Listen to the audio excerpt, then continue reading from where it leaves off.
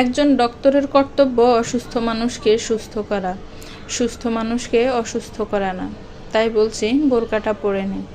আমি চাই না তোর এই পেতনি মার্কা চেহারা দেখে মানুষ হার্ট অ্যাটাক করুক। যুব সমাজ ধ্বংস করার জন্য তোদের মতো পেতনি মার্কা চেহারার মেয়েরাই যথেষ্ট। আপনি কি মিন করছেন? আমি তো জানতাম তুই শুধু ম্যানারলেস, এখন দেখি তুই গাদিও। তোর এই চেহারা দেখে যে কোনো ছেলে ভয়ে হার্ট অ্যাটাক করবে। আমি একজন দায়িত্ববান ডক্টর হয়ে কিছুতেই এই রিস্কটা নিতে পারি না।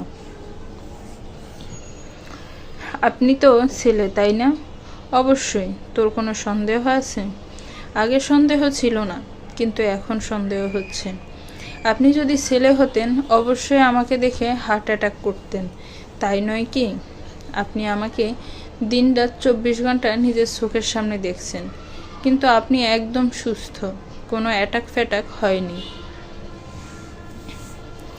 আমার হার্ট অন্য সব ছেলেদের হার্টের মতো দুর্বল না। আমার হার্ট অনেক স্ট্রং। আর ছোটোবেলা থেকে এই পেতনি মার্কা চেহারা দেখে আসছি, এখন আর ভয় করে না। আপনি সোজা কথা সোজাভাবে বলতে পারেন না। আমি বাঁকা করে কখন কথা বললাম? আমি এক পা করে ওনার দিকে এগিয়ে যেতে লাগলাম। ঠিক ওনার সামনে গিয়ে দাঁড়ালাম। হাত দিয়ে ওনার শার্টের বোতাম নড়াচড়া করতে করতে বললাম, আপনি জেলাসির জন্য এসব করছেন, তাই না? কিসের জেলাসি? আমি জানি আজকে আমাকে ভীষণ সুন্দর লাগছে। আমার পেতনি মার্কা চেহারা দেখে নয়, আমার রূপের আগুনে ছেলেরা হার্ট অ্যাটাক করবে, যেটা আপনি সহ্য করতে পারবেন না। আপনি চান না আমার সৌন্দর্য আপনি ব্যতীত অন্য কেউ দেখুক। আমি ঠিক বলছি না? না, ভুল বলছিস। এখন তাড়াতাড়ি রেডি হয়ে নে, আমি নিচে গাড়িতে তোর জন্য অপেক্ষা করছি। কথাটা বলেই উনি এলোমেলো হয়ে রুম থেকে বের হয়ে গেলেন। আমি ওনার যাওয়ার দিকে তাকিয়ে আলতো হাসলাম। আর সময় নষ্ট না করে বোরকাটা পরে নিলাম। হিজাব পরে সুন্দর করে মুখ ঢেকে নিলাম। তারপর ব্যাগটা নিয়ে এক দৌড়ে রুম থেকে বের হয়ে গেলাম। আম্মু কিচেনে ছিল। আম্মু, আমি আসছি। আচ্ছা, সাবধানে যাস। আরিয়ান ভাইয়ার ড্রাইভিং সিটে বসে আছে। আমি দৌড়ে গিয়ে ওনার পাশের সিটে বসে পড়লাম। সিট বেল্ট লাগাতেই উনি গাড়ি স্টার্ট করে দেন। আমি কিছু বলতে যাব তার আগে ওনার ফোন বেজে ওঠে। উনি ফোনটা রিসিভ করলেন। এক হাতে ডাইভ করছেন, অন্য হাতে ফোন কানে ধরে রেখেছেন। উনি কথা বলায় ব্যস্ত। আমার বোরিং লাগছে। আমি গাড়ির কাজ নামিয়ে ব্যস্ত নগরীর দেখতে ব্যস্ত হয়ে পড়লাম। কেউ অফিসে যাচ্ছে, কেউ বাজার করে নিয়ে বাড়ি ফিরে যাচ্ছে, কেউ পরিবারের মুখে দু মুঠো অন্ন তুলে দেওয়ার জন্য ছুটে চলেছে এই ব্যস্ত নগরীতে। কেউ মা বাবার সাথে স্কুলে যাচ্ছে, কেউ বন্ধুদের সাথে হই হুল্লোড় করে রাস্তা মাতিয়ে স্কুল কলেজ যাচ্ছে, কেউ বা নিজের ভালোবাসার মানুষের হাত ধরে হেঁটে যাচ্ছে। সবাই সবার মতো ব্যস্ত। কারো দিকে কারো তাকানোর সময় নেই। হঠাৎ করে আমার চোখ যায় রাস্তার পাশের ফুচকার দোকানে। আমার চোখ দুটো চল করে ওঠে। একটা মানুষ এত নিখুঁতভাবে কীভাবে অভিনয় করতে পারে? কারো মন, ফিলিংস, ভালোবাসা নিয়ে খেলতে এদের বুক কাঁপে না? নিহানকে একটা মেয়ে ফুচকা খাইয়ে দিচ্ছে। মেয়েটার মুখ অবশ্য দেখা যাচ্ছে না, হয়তো তার সুন্দরী স্মার্ট বউ। নতুন ভালোবাসাকে নিয়ে সুখেই আছে। কাউকে ঠকিয়ে কেউ কখনো সুখী হতে পারে না। আমি অভিশাপ দিচ্ছি না। রিভেঞ্জ অফ নেচার বলতেও একটা কথা আছে। প্রকৃতি ঠিক প্রকৃতির নিয়মে প্রতিশোধ নিয়ে নেয়। হুট করে আরিয়ানের গাড়ি ঘুরিয়ে নেওয়ায় আমার ভাবনায় ছেদ ঘটে। গাড়ি বাসার দিকে যাচ্ছে। হঠাৎ করে উনি ভার্সিটির দিকে না গিয়ে বাসার দিকে যাচ্ছেন। ওনাকে প্রশ্ন করতে গিয়েও থেমে যায় ওনার মুখ দেখে। ওনার মুখ দেখেই বোঝা যাচ্ছে উনি ভীষণ রাগ করে আছে। আমি মনের মাঝে একরাশ সাহস জুগিয়ে কিছু বলতে যাব, তার আগেই উনি হাত দিয়ে আমাকে থামিয়ে দিলেন। কোনো প্রশ্ন নয়, চুপচাপ বসে থাক। দাঁতে দাঁত চেপে বললেন। আমিও আর কথা বাড়ালাম না। গাড়ি এসে থামে বাসার সামনে। উনি গাড়ির দরজাটা খুলে দেন। আপনি বাসায় যাবেন না? না, আর কিছু কাজ আছে।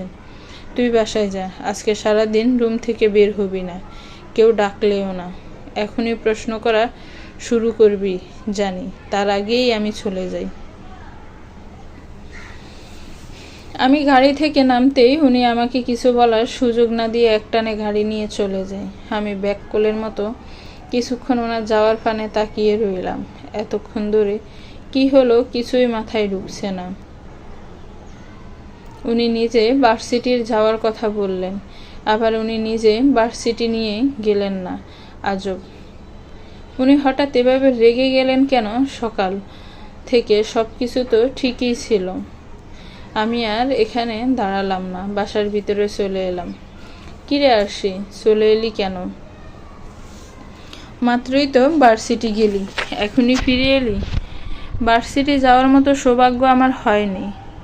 তোমার হিটলার ছেলে অর্ধেক রাস্তা থেকে গাড়ি ঘুরিয়ে বাসার সামনে আমাকে নামিয়ে দিয়ে গেছেন। কেন রে, কিছু হয়েছে? আরিয়ান কোথায়? কিছুই হয়নি। তোমার ছেলে কাউকে কিছু বলে করে, নিজের মর্জি মতো চলে। গাঁটতেরা লোক একটা। যাওয়ার আগে শুধু বলে গেছে কাজ আছে। আরিয়ান কারণ ছাড়া কিছু করে না।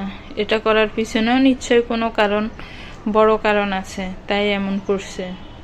তুমি আর তোমার ওই ঘাটতেরা ছেলের হয়ে সাফাই গাইতে এসো না। অনেক ঘাটতেরা দেখছি, কিন্তু তোমার ছেলের মতো আর একটা ঘাটতেরা আমি জীবনেও দেখিনি। বিকেলবেলা বিছানায় আধশোয়া হয়ে কাজী নজরুল ইসলামের উপন্যাস পড়ছিলাম। উপন্যাসটির নাম মৃত্যু ক্ষুধা। মাত্রই পড়ার জন্য বইটা হাতে নিয়েছি। মাত্র 2 থেকে 3টা লাইন পড়ছে, হুট করে কেউ আমার হাত থেকে বই কেড়ে নেয়। আমি বিরক্ত হয়ে চোখ তুলে তাকাই। আমার সামনে দাঁড়িয়ে আছে আরিয়ান। সারাদিন শুধু উপন্যাস পড়া, তাই না? আজকে উপন্যাসের বই তো কালকে আরেক উপন্যাসের বই। পড়াশোনাটা কে করবি শুনি? পড়াশোনা করি তো। আমি তো দেখি না। যখনই তোকে বই হাতে দেখি তখনই তোর হাতে শুধু উপন্যাসের বই দেখতে পাই। যতটা মনোযোগ দিয়ে উপন্যাসের বই পড়িস, ততটা মনোযোগ দিয়ে পড়াশোনা করলে আমি শিওর তুই ভার্সিটি টপার থাকতি। এসব বাসন আপনি আপনার পেশেন্টকে দিয়ে দিন। একদম আমার কানের কাছে এসে ট্যাপ রেকর্ডার চালু করবেন না। আমার বইটা আমাকে দিন। চুপ বেয়াদব। এখন তুই কোনো উপন্যাসের বই পাবি না। চুপচাপ গিয়ে পড়তে বস। আমি ফ্রেশ হয়ে এসে যেন তোকে পড়ার টেবিলে পাই। কথাগুলো বলে উনি কাভার্ড থেকে ড্রেস নিয়ে ওয়াশ রুমে চলে গেলেন। যাওয়ার আগে অবশ্য একটা ধমক দিয়ে গেছেন। এদিকে আমি ওনার এক ধমকে ভয়ে চুপসে গেছি। অজ্ঞতা পড়তে বসলাম। উনি ফ্রেশ হয়ে এসে আমার সামনে বসে ঠিক 12টা পর্যন্ত পড়ালেন। 12টা বাজতে উনি আমাকে ডিনার করার জন্য নিয়ে গেলেন। খাবো কি করে? ঘুমের জন্য চোখ খুলে রাখা দায় হয়ে গেছে। প্রমাণ দিবি না তোর ভালোবাসার? তুই তো আমাকে ভালোবাসতে শুরু করেছিস, তাহলে ভালোবাসার প্রমাণ দে। আমিও দেখতে চাই আমার আয়না আমাকে কতটুকু ভালোবাসে। কথাগুলো বলে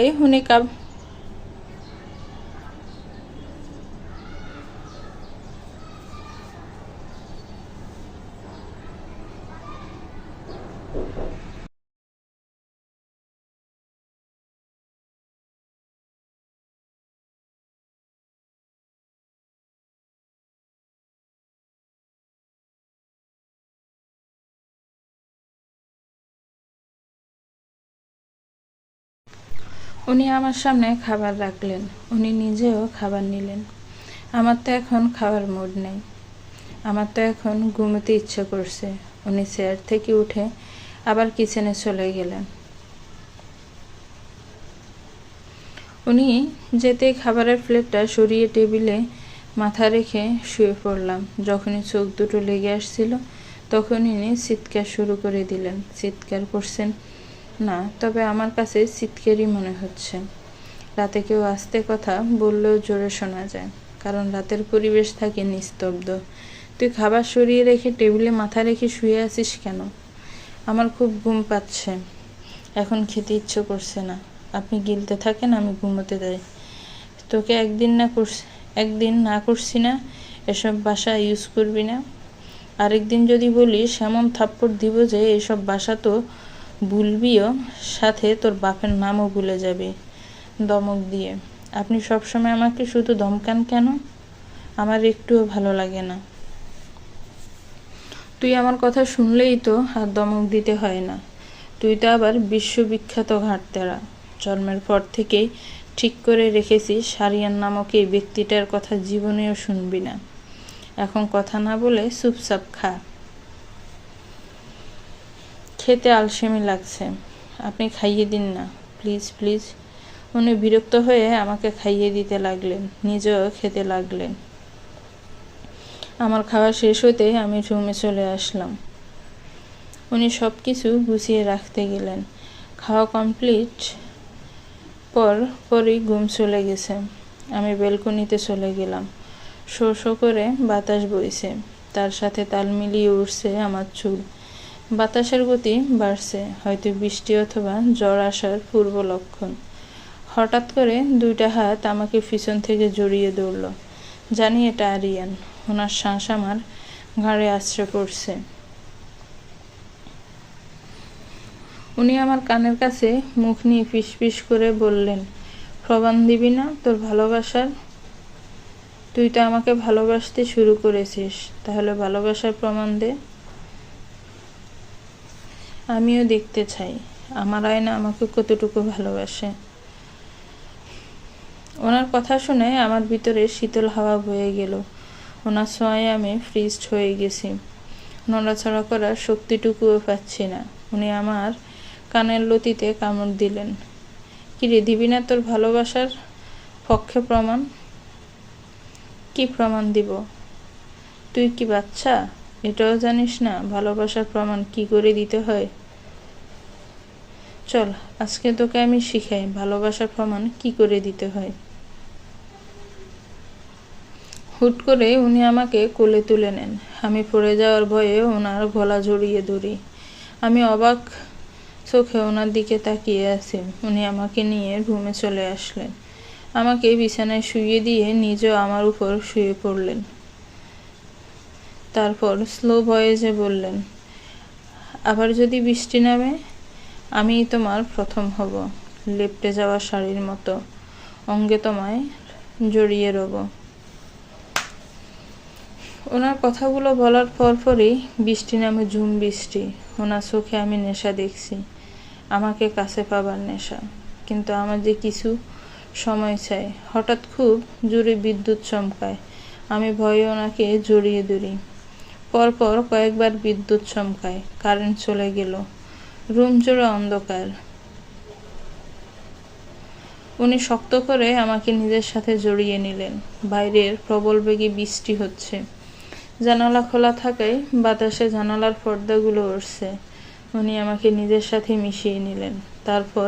তারপর উনি উপহার দিলেন আমাকে একটা ভালোবাসার রাত। মনোমুগ্ধকর আজানের ধ্বনি কানে আসতেই ঘুম ভেঙে যায়।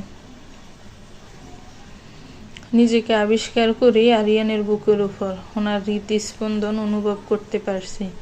কেমন যেন একটা দগদগ শব্দ করছে, শুনতে ভালোই লাগছে। মনে হচ্ছে ওনার প্রত্যেকটা হৃদস্পন্দন যেন আমারই নাম নিচ্ছে। আর বেশি সময় নষ্ট না করে তাড়াতাড়ি উঠে পড়লাম। ওয়াশরুমে গিয়ে শাওয়ারটা নিয়ে নিলাম। তারপর ওনাকে ডেকে দিলাম। উনিও শাওয়ার নিয়ে নামাজ পড়ার জন্য মসজিদের উদ্দেশ্যে বের হলেন।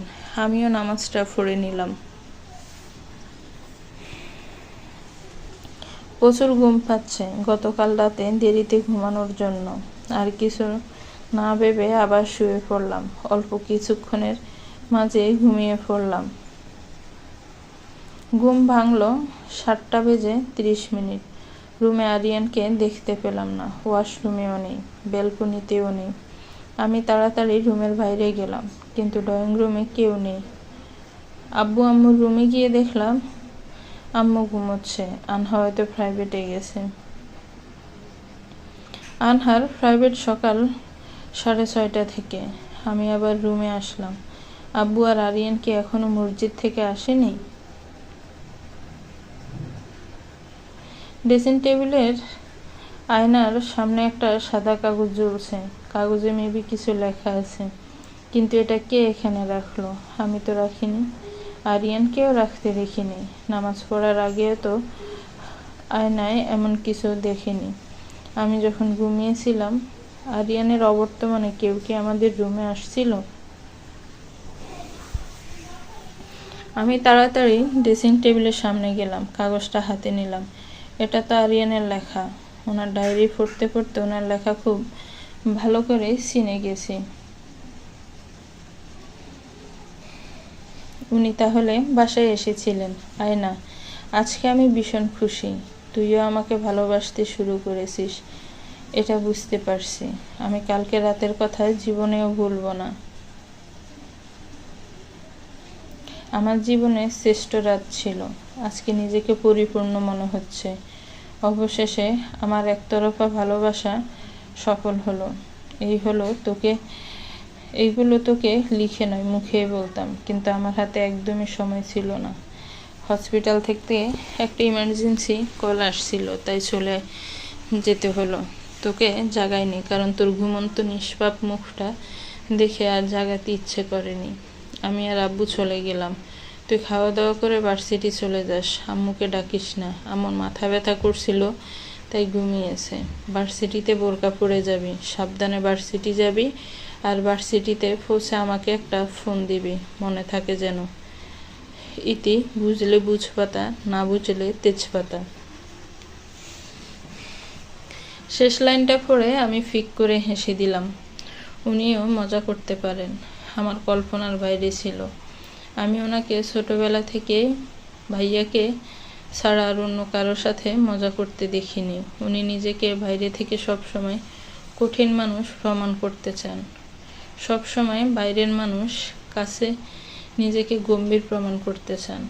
একটা মানুষের কত রকম রূপ হতে পারে তা আরিয়ানকে না দেখলে বুঝতে পারতাম না। আমি ওয়াশরুমে গিয়ে একটু ফ্রেশ হয়ে নিলাম। ব্রেকফাস্ট করে বোরকাটা পরে বেরিয়ে পড়লাম বাসা থেকে। রাস্তায় দাঁড়িয়ে আছি রিক্সার জন্য। তখনই আমার সামনে এসে একটা গাড়ি থামে। গাড়িটা ভালো করে লক্ষ্য করে বুঝতে পারলাম এটা আরিয়ানের গাড়ি। আঙ্কেল আমাকে উদ্দেশ্য করে বললেন, মামুনি, গাড়িতে ওঠো। আরিয়ান বাবা আমাকে পাঠিয়েছে তোমাকে ভার্সিটি পৌঁছে দেওয়ার জন্য। আমি কথা না বাড়িয়ে গাড়িতে উঠে পড়লাম। কিছুক্ষণের মাঝে আমি পৌঁছে যাই ভার্সিটির সামনে। আমি গাড়ি থেকে নেমে আরিয়ানকে ছোট করে টেক্সট করে দিলাম, আমি সাবধানে পৌঁছে গেছি। সাথে সাথে আরিয়ান ফোন দেয়। আমি তোকে টেক্সট করতে বলছি? আমি তোকে ফোন দিতে বলছিলাম। একই তো হলো। না হলো না, এখনই ভিডিও কল দে। এখন ভিডিও কলে কেন দিব? আমি দিতে বলছি দিবি। আমি ভিডিও কল দিলাম। উনি আশেপাশে কিছু একটা খুঁজলেন, তারপর আমার দিকে কিছুক্ষণ তাকিয়ে থাকলেন। যা, এখন ক্লাসে যা। কথাটা বলেই উনি কল কেটে দিলেন। আমি জানি উনি কেন ভিডিও কল দিতে বলেছিলেন। একটা দীর্ঘশ্বাস ফেলে ক্লাসে ঢুকলাম। একা একাই ক্লাস করলাম, আমার একটা ফ্রেন্ডও আসেনি। ক্লাস শেষ যখন ক্যাম্পাস দিয়ে হেঁটে যাচ্ছিলাম, তখন একটা পরিচিত কণ্ঠস্বর শুনে থেমে যাই। এটা আমার বহু পরিচিত কণ্ঠ। একসময় এই কণ্ঠটা শোনার জন্য ঘন্টার পর ঘন্টা অপেক্ষা করতাম। শত মন খারাপ থাকলেও এই কণ্ঠটা শুনলে মন ভালো হয়ে যেত। এই কণ্ঠটা শুনলে শুধু ঘৃণা হয়, ঘৃণা। নিহান আমার অনেকটা কাছে চলে আসছে। আমি হাঁটা দিলাম, দাঁড়ালাম না। নিহান আমাকে ডাকছে, কিন্তু আমি সাড়া দিলাম না। হাঁটার স্পিড বাড়িয়ে দিলাম। একসময় নিহানের সাথে না পেরে একমতো দৌড়ে ক্যাম্পাস থেকে বের হয়ে এলাম। আঙ্কেল আগে থেকেই গাড়ি নিয়ে দাঁড়িয়েছিলেন। আমি তাড়াতাড়ি গাড়িতে উঠে পড়লাম। নিহান আমাকে দাঁড়াতে বলছে, গাড়িতে উঠতে বারণ করছে। আমি নিহানের কথা না শুনে আঙ্কেলকে গাড়ি স্টার্ট দিতে বললাম। আমি নিহান নামক লোকটার মুখ দেখতে চাই না। গাড়ি চলছে আপন গতিতে। আমি একবারের জন্য পিছন ফিরে তাকালাম না। দাদুর কাছে শুনেছিলাম, পিছন ফিরে তাকালেই মায়া বাড়ে। মায়া বড্ড খারাপ জিনিস। কাউকে ধ্বংস দেওয়ার জন্য মায়া জিনিসটাই যথেষ্ট। কিছুক্ষণের মাঝে বাসার সামনে গাড়ি থামলো। আমিও গাড়ি থেকে নেমে বাসার ভিতর ঢুকে পড়লাম। কলিং বেল বাজাতেই আনহা এসে দরজা খুলে দিল। আনহা আমাকে দেখে মুচলি হাসলো। বিনিময়ে আমিও আলতো হাসলাম। তারপর আনহাকে পাশ কাটিয়ে ভিতরে প্রবেশ করলাম। আনহা দরজা লাগিয়ে দিল। আমি তাড়াতাড়ি রুমে চলে এলাম। না হলে এখনই আনহা ভার্সিটিতে কি হয়েছে সব শোনার জন্য আমাকে পাগল করে দিত। আমার এখন একদম গল্প করার ইচ্ছে নেই। নিহান মুড নষ্ট করে দিয়েছে। ব্যাগটা রেখে বোরকা খুলে জামা কাপড় নিয়ে ওয়াশরুমে ঢুকে পড়লাম। শাওয়ার নিতে হবে, প্রচুর গরম লাগছে। শাওয়ার নিলে মনটাও ফুরফুরে হয়ে যাবে। প্রায় 40 মিনিট শাওয়ার নিলাম। ভেজা জামা কাপড়গুলো নিয়ে ছাদে চলে গেলাম। কাপড়গুলো রোদে শুকাতে দিয়ে আবার ফ্ল্যাটে এলাম। কিন্তু আশ্চর্যজনক বিষয় হচ্ছে, ফ্ল্যাটের দরজাটা হা করে খোলা। আমার স্পষ্ট মনে আছে, যাওয়ার সময় আনহাকে বলে গিয়েছিলাম দরজাটা লাগিয়ে দিতে, কিন্তু এ বজ্জাত মেয়ে লাগায়নি। 1 মিনিট আমি তো দরজাটা চাপিয়ে দিয়ে ছাদে গিয়েছিলাম।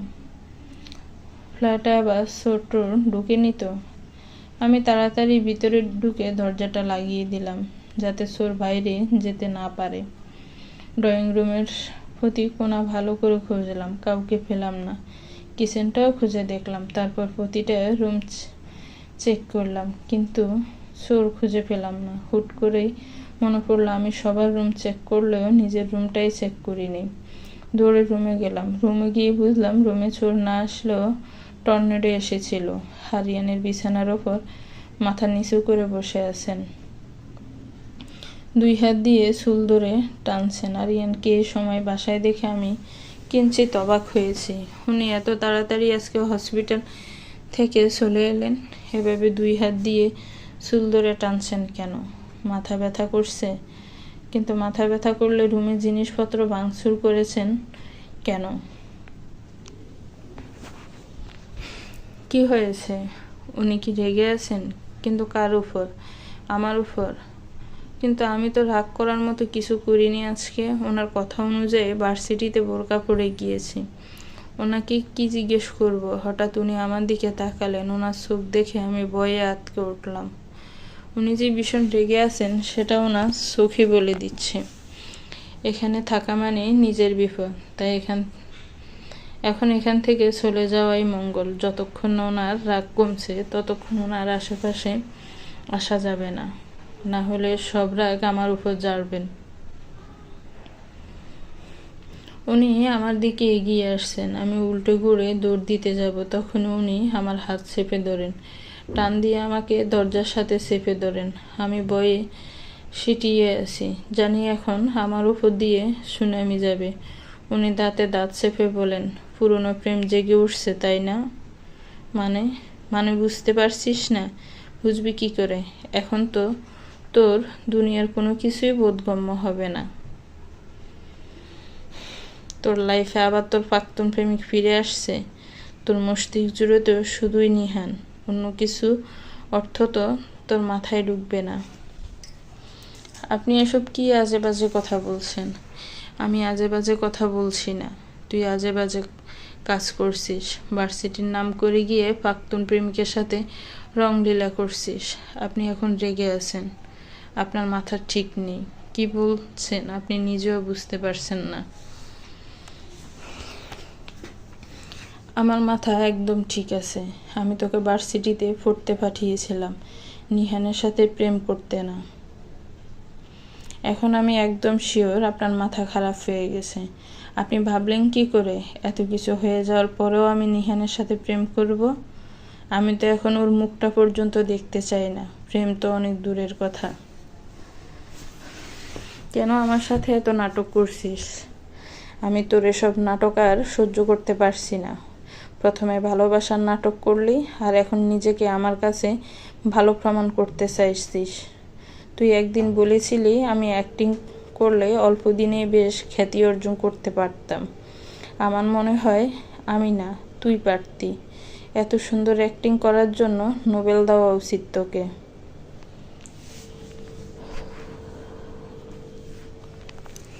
দেখুন, আপনি আমাকে ভুল বুঝছেন। ভুল বুঝছি না। বল না, আমার ভালোবাসার মাঝে কি কমতি ছিল? তুই নিহানের এত ভুল ক্ষমা করে দিয়ে তার ভালোবাসার ডাকে সাড়া দিয়ে দিলে, সব অপমান ভুলে গেলি। আমার কি দোষ ছিল? তোকে ভালোবাসাটা কি আমার দোষ? তুই কেন আমার ফিলিংস নিয়ে এভাবে খেললি? আমার তো একটা মন আছে, বল। কেন সেই মনটা বারবার ভেঙে দিচ্ছিস? সেদিন শুনেছিলাম নিহানের সাথে তোর বিয়ে ঠিক হয়েছিল। সেদিন আমার মনটা ভেঙে চুরমার হয়ে গিয়েছিল, তবু নিজেকে সামলে নিয়েছিলাম। তারপর তুই আবার আমার জীবনে এলি।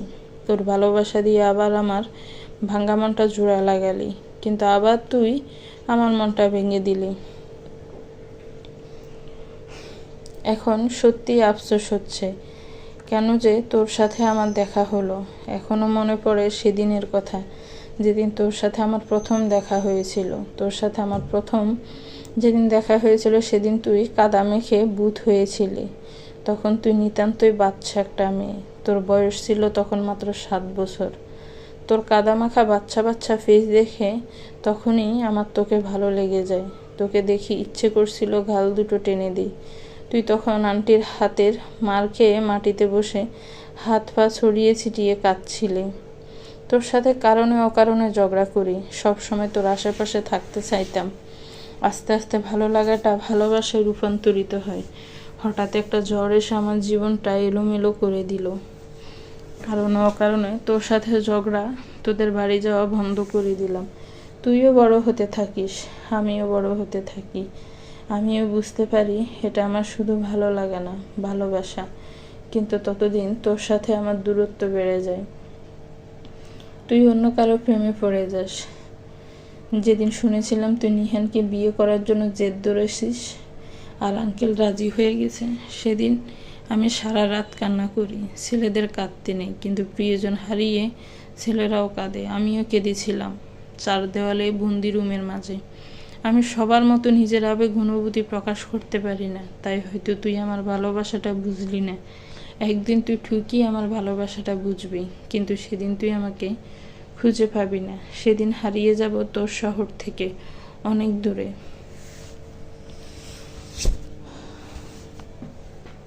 কথাগুলো বলে আরিয়ান রুম থেকে বেরিয়ে যায়। আমি দরজা ঘেঁষে হাঁটি মুড়ে বসে পড়ি ফ্লোরে। চোখ দিয়ে টপ টপ করে পানি পড়ছে। কানের কাছে বারবার বাচ্চা আরিয়ানের বলা শেষ কথাগুলো, একদিন তুই ঠিকই আমার ভালোবাসাটা বুঝবি, কিন্তু সেদিন তুই আমাকে খুঁজে পাবি না। সেদিন হারিয়ে যাব তোর শহর থেকে অনেক দূরে। আরিয়ান কেন বারবার দূরে চলে যাওয়ার কথা বলে?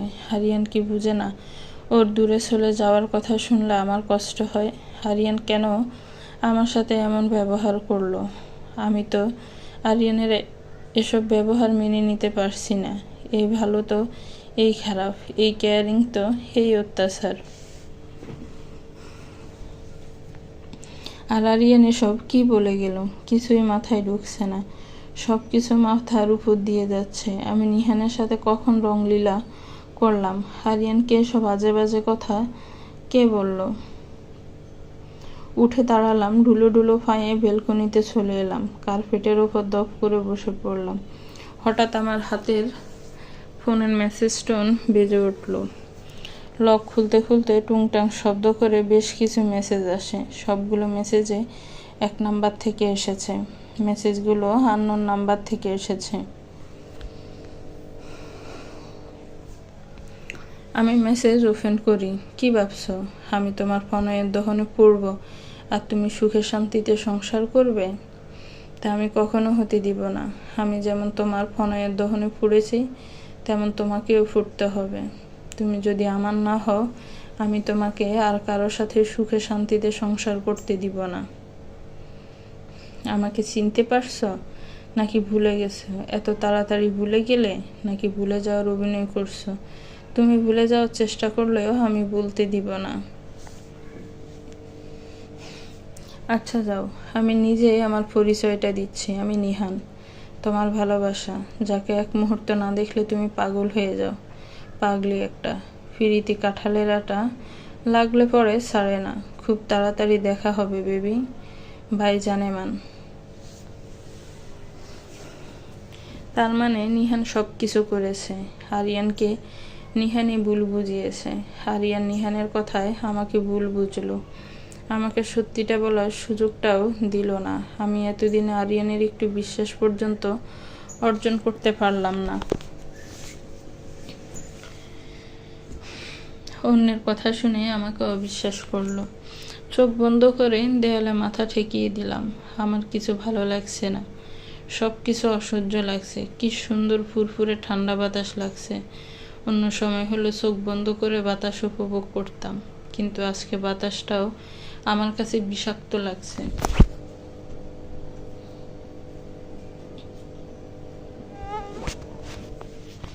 গোধূলি লগ্ন এখন। সূর্য তার রক্তিমা বা চারদিকে ছড়িয়ে দিচ্ছে।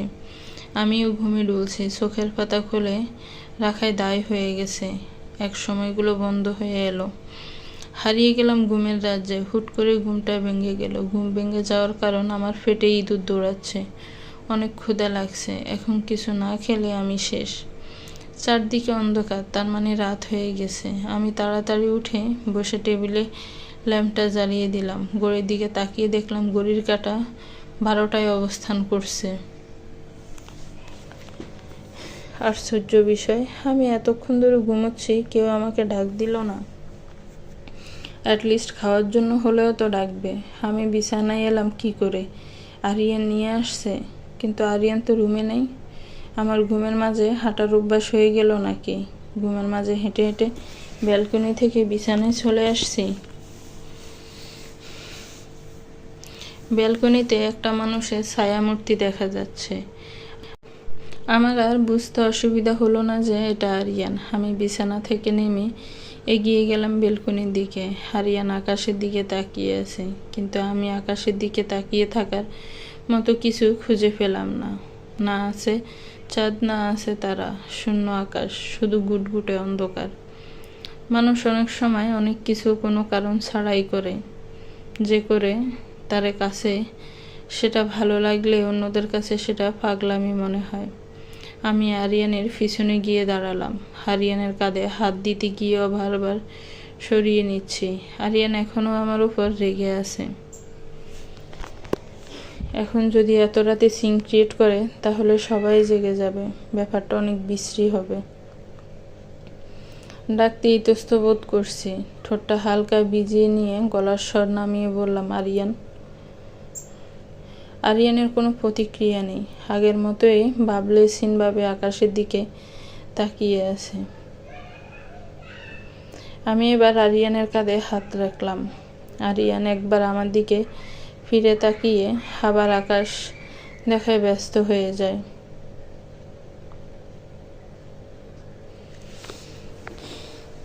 আরিয়ান, তুমি এখনো আমার উপর রেগে আছো? আজকে নিহান আমাকে ভার্সিটিতে ডেকেছিল, কিন্তু আমি শুনেও না শোনার ভান করে চলে আসছি। তুমি তো আমাকে ভালোবাসো, তাই না? তাহলে নিজের ভালোবাসার প্রতি তোমার এতটুকু বিশ্বাস নেই? তুমি যদি আমাকে বিশ্বাস না করো তাহলে এই ফোনটা দেখো, তবেই তুমি সব কিছু বুঝতে পারবা। নিহান আমাকে বিকালবেলা মেসেজ দিয়েছিল যে তোমার সাথে আমাকে সুখে তোর কথা শোনা বা মোবাইল দেখার প্রয়োজন আমার নেই। আমি তোকে সম্পূর্ণ বিশ্বাস করি। কি বলতো, নিজের ভালোবাসার মানুষের সম্পর্কে এত খারাপ খারাপ কথা শুনলে কারোরই মাথা ঠিক থাকার কথা না। আমারও তার ব্যতিক্রম হয়নি।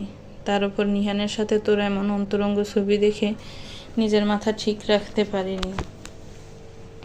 জানি ছবিগুলো ফেক, তবু তোর ওপর প্রচণ্ড রাগ হচ্ছিল, এই কারণে যে তুই এমন একটা ছেলেকে ভালোবাসলি যে তোর সম্মান নিয়ে ছিনিমিনি খেলতে দুইবার ভাবে না। নিহানের ওপরও প্রচণ্ড রাগ হচ্ছিল, একটা মেয়েকে ভালোবাসে না বলে তার সম্মান নিয়ে ছিনিমিনি খেলতে দুইবার ভাবে না। এসব ভেবে আগে মাথা ফেটে যাচ্ছিল। তখন তুই রুমে এলি, তোকে দেখে সব রাগ উপড়ে দিলাম। প্লিজ আমাকে ভুল বুঝিস না, আই এম সরি। আমি আরিয়ানের দিকে ফেল ফেল করে তাকিয়ে আছি। তোকে হারানোর ভয় আমাকে প্রতি মুহূর্তে খুঁড়ে খুঁড়ে খায়। মনে হয় তুই এই বুঝি তোকে হারিয়ে ফেললাম। তোকে হারানোর ভয়ে আমি রাতে ঘুমোতে পারি না। মনে হয় আমি ঘুমোলেই নিহান এসে তোকে নিয়ে যাবে। নিহানের কথা শুনে, নিহানের সাথে তোর এমন ছবি দেখে মনে হচ্ছিল এবার বুঝি সত্যিই তোকে হারিয়ে ফেললাম। নিহান তোকে আমার কাছ থেকে কেড়েই নিল। তোকে হারানোর ভয়ে আমি তোর সাথে আরও বেশি রুড বিহেভ করি। তোকে ছাড়া আমি বাঁচতে পারবো না। তোকে এক মুহূর্ত না দেখলে আমার পৃথিবী শূন্য হয়ে যায়। তুই ছেড়ে গেলে আমি সত্যিই মরে যাব। আর কোনো দিন মরার কথা বলবা না। আমি কোনো দিন তোমাকে ছেড়ে যাব না। এই হাতটা যখন একবার দৌড়েছি, মৃত্যুর আগ পর্যন্ত আর ছাড়ব না। ওই একটা নিহান কেন, শত নিহান আসলেও তোমাকে আমার কাছ থেকে আলাদা করতে পারবে না, বুঝছো? আরিয়ান মাথা নেড়ে সম্মতি জানায়, তারপর শক্ত করে আমাকে জড়িয়ে ধরে আরিয়ান। আমার প্রচণ্ড ক্ষুধা লাগছে। আরিয়ান জড়িয়ে ধরলেই তো আর ক্ষুধা কমে যাবে না। আমি আরিয়ানের কাছ থেকে ছাড়া পাওয়ার জন্য মুছরামুছরি শুরু করে দে। এমন চটপট করছিস কেন? আমাকে প্লিজ ছাড়ো, আমার প্রচণ্ড ক্ষুধা লাগছে। তোর ক্ষুধা মেটানোর জন্য তো আমি আছি। প্লিজ ফাজলামো করো না। তুমি তো জানো আমার ক্ষুধা, আমি ক্ষুধা সহ্য করতে পারি না। আচ্ছা যা, আর ফাজলামো করবো না। চল খেয়ে নিবি। আমি তোর খাবার আগেই রুমে নিয়ে আসছি। তুই রুমে গিয়ে দেখ, বেড সাইডে টেবিলের উপর খাবার রাখা আছে, খেয়ে নে। আমি একটা ফোন করে আসছি। আচ্ছা। আরিয়ানের কথা মতো আমি রুমে এসে খেয়ে নিলাম। কিছুক্ষণ অপেক্ষা করার পর আরিয়ান আসছে না দেখে আমি শুয়ে পড়লাম। আমি শুতে আরিয়ান রুমে এসে নিজেও শুয়ে পড়ে।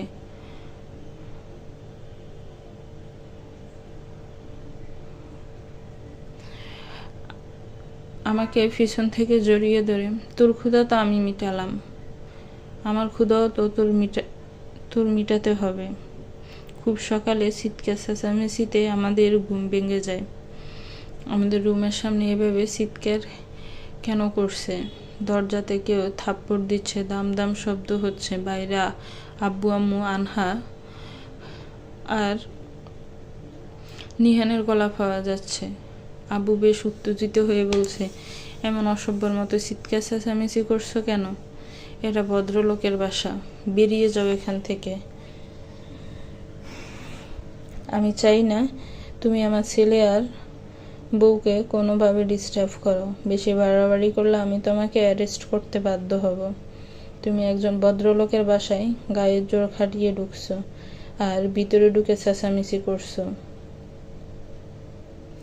আপনার যা ইচ্ছে করে নিন গিয়ে, আমি এখান থেকে যাব না। আমি আপনার মতো অনেক পুলিশ দেখছি, আপনার মতো পুলিশরা আমাকে কিছুই করতে পারবে না। আমি বড় জোর আমাকে অ্যারেস্ট করতে পারবেন, জেলে ঢুকাতে পারবেন না। বাইরে কি হয়েছে আরশি? সবাই এত চিৎকার করছে কেন? আর নিহানি বা এত সকালে আমাদের বাসায় কি করছে? উফ, আমি কি করে বলবো? তুমি যেখানে আমিও সেখানে। আচ্ছা, তুমি শাওয়ার নিয়ে এসো। আমি বাইরে গিয়ে দেখছি ব্যাপারটা। আজকে যদি নিহান তোমার নামে আরেকটাও খারাপ কথা বলে, তাহলে ওকে আমি খুন করে ফেলবো। আমি কিছু না বলে জামা কাপড় নিয়ে ওয়াশরুমে ঢুকে গেলাম। আরিয়ান এখন অনেক রেগে আছে। আমি কিছু বললে তার উল্টোটা বুঝবে, তাই কথা না বাড়ানোই ভালো। আমি শাওয়ার নিয়ে নিলাম। হঠাৎ ওয়াশরুমের দরজায় ধাক্কাধাক্কি শুরু হয়ে যায়। আমি শরীরে ভালো করে ওড়নাটা পেঁচিয়ে বের হয়ে এলাম। দরজার সামনে নিহানকে দেখে মেজাজটাই গরম হয়ে গেল। চিৎকার করে বললাম, এমন অসভ্যের মতো ওয়াশরুমের দরজা ধাক্কাচ্ছেন কেন? প্রবলেমটা কি আপনার? আমার পারমিশন ছাড়া আমার আর আমার হাজব্যান্ডের বেডরুমে ঢোকার অধিকার দিল কে আপনাকে?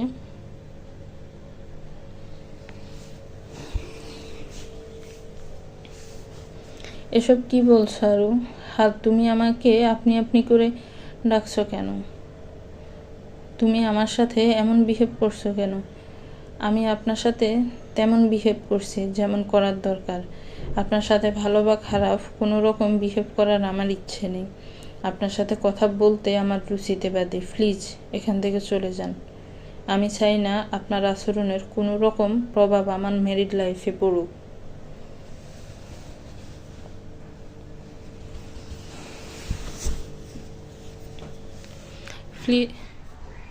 প্লিজ আরু, তুমি আমার সাথে এভাবে কথা বলো না। এখানটা বুকের দিকে, এখানটা জ্বলে যায়। আমি তোমারকে আমার জীবনে ফিরিয়ে নিয়ে যেতে চাই।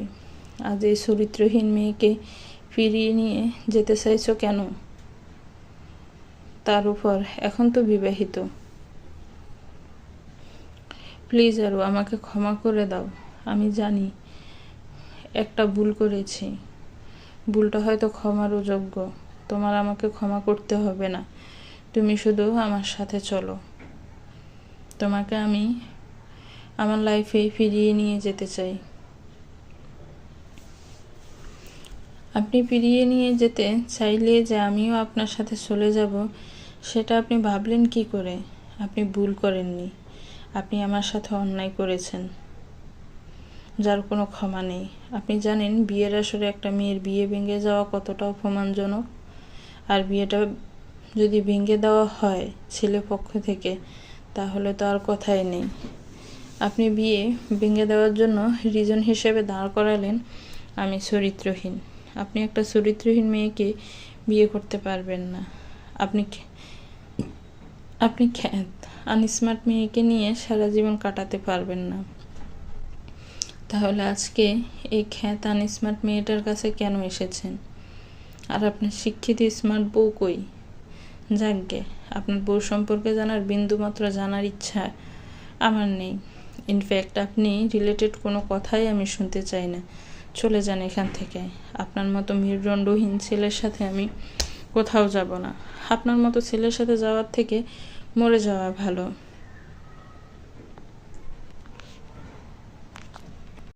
প্লিজ এভাবে বলো না। আমি ইচ্ছে করে ওই দিন বিয়ে ভেঙে দিইনি। বাধ্য হয়ে বিয়েটা ভেঙে দিয়েছিলাম। গায়ে হলুদের আগের দিন জানতে পারি আমি ক্যান্সার নামক ভয়ঙ্কর রোগে আক্রান্ত। আমার হাতে সময় ছিল মাত্র 2 মাস। এটা জানার পর আমি তোমাকে কি করে আমার অনিশ্চিত জীবনে জড়াতাম। তাই আমি ভেবেছিলাম তোমাকে সবটা বলে দিয়ে বিয়ে ভেঙে দিব। তাই গায়ে হলুদের অনুষ্ঠান যখন হচ্ছিল তখন তোমাকে উপরে যেতে বলি। তুমি আমার কথা মতো উপরে যাও, কিন্তু ভুল করে আরিয়ানকে আমি ভেবে জড়িয়ে ধরো।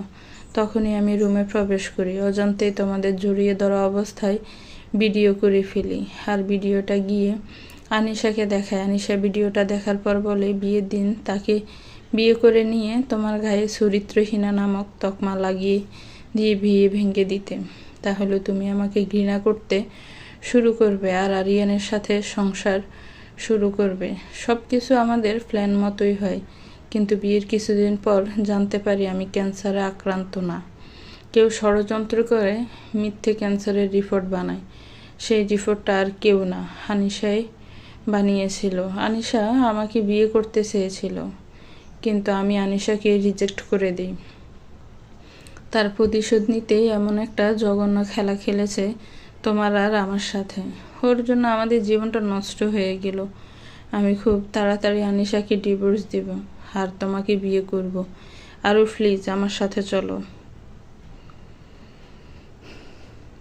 Just shut up mister Nihan. আরেকবার যেন আপনার মুখে হারু নামটা না শুনি। আর কত নাটক করবেন আপনি? নাটক করতে আপনি ক্লান্ত হন না? আপনি কি ভাবছেন আমি সত্যিটা জানি না? তুমি কি জানো? আপনি আনিশাকে ডিভোর্স দিতে চাইছেন কারণ আনিশা কখনো মা হতে পারবে না। আনিশার মা হওয়ার ক্ষমতা নাই। আপনি এসব মিথ্যা কথা বলে মিথ্যা কথা চিৎকার করলে সত্যিটা পাল্টে যাবে না, সত্য মিথ্যা হয়ে যাবে। আপনি হচ্ছেন একজন স্বার্থবাদী মানুষ, নিজের স্বার্থের জন্য সব কিছু করতে পারেন। আপনার কোনো ক্যান্সার হয়নি বা ক্যান্সারও কোনো নকল রিপোর্টও আপনাকে দেওয়া হয়নি। সবটাই ছিল আপনার আর আনিশার প্ল্যান। এটা ঠিক, আনিশা আপনাকে প্রপোজ করেছিল, কিন্তু আপনি রিজেক্ট করে দেন নাই, বরং প্রপোজালটা সদর গ্রহণ করে নেন। আনিশার মতো একটা মেয়েকে নিজের বউ হিসেবে পাওয়া আপনার কাছে আকাশের চাঁদ হাতে পাওয়ার মতো ছিল। কারণ আনিশা যেমন সুন্দরী তেমনই স্মার্ট, টাকাওয়ালা বাবার মেয়ে। তাই আপনি আনিশাকে বিয়ে করতে রাজি হয়ে যান। আপনি জানতেন আরিয়ান আমাকে ভালোবাসে, আর আপনি সেই সুযোগটাই কাজে লাগালেন। গায়ে হলুদের দিন আপনি সেম আরিয়ানের মতো সেজে এসেছিলেন। আপনাদের প্ল্যান ছিল আরিয়ানের শরীরে ফানি জাতীয় কিছু ফেলে দিবেন। আরিয়ান সেটা পরিষ্কার করার জন্য ওয়াশরুমে যাবে, আর আপনিও আমাকে সেখানে পাঠিয়ে দিবেন আমার শরীরেও হলুদ লাগানোর কথা বলে। আমি আর আরিয়ান এক রুমে ঢুকতে আপনারা বাইরে থেকে দরজা বন্ধ করে দিবেন, আর বাসার সবাইকে চিৎকার করে ডাকবেন। সবাই আমাদের দুজনকে এক রুম থেকে আবিষ্কার করলে আপনি আমাকে চরিত্রহীনা বলে বিয়ে ভেঙে দিয়ে যাবেন। কিন্তু আপনাদের কাজটা আর একটু সহজ করে দিল আরিয়ান নিজেই একটা রুমে চলে গেল, আর আপনিও আমাকে সেই রুমে পাঠিয়ে দিলেন। আমি অতিরিক্ত এক্সাইটমেন্টে এত খেয়াল না করে আরিয়ানকে আপনি ভেবে জড়িয়ে ধরেছিলাম। আপনি তখনই ভিডিওটা করে ফেললেন, আর পরের দিন সেই ভিডিও দেখিয়ে বিয়ে ভেঙে দিয়ে গেলেন, আর আমাকে আর আরিয়ানকে বানিয়ে গেলেন চরিত্রহীন। কাউকে ধোঁকা দিয়ে কেউ কখনো সুখী হতে পারে না, সেটার জলজান্ত প্রমাণ আপনি। আপনার বিবাহিত জীবনে 3টা দিনও সুখের কাটলো না। বিয়ের 3 দিনের মাথায় জানতে পারলেন আনিশা কখনো মা হতে পারবে না। তাই এখন আনিশাকে ডিভোর্স দিয়ে আমাকে বিয়ে করতে চাইছেন, কারণ আপনি ভেবেছিলেন আমি আপনার জীবনের সেকেন্ড অপশন হিসাবে চিরকাল থাকব। এসব মিথ্যে বিশ্বাস করো, আরও তোমার কথা একটাও সত্যি না।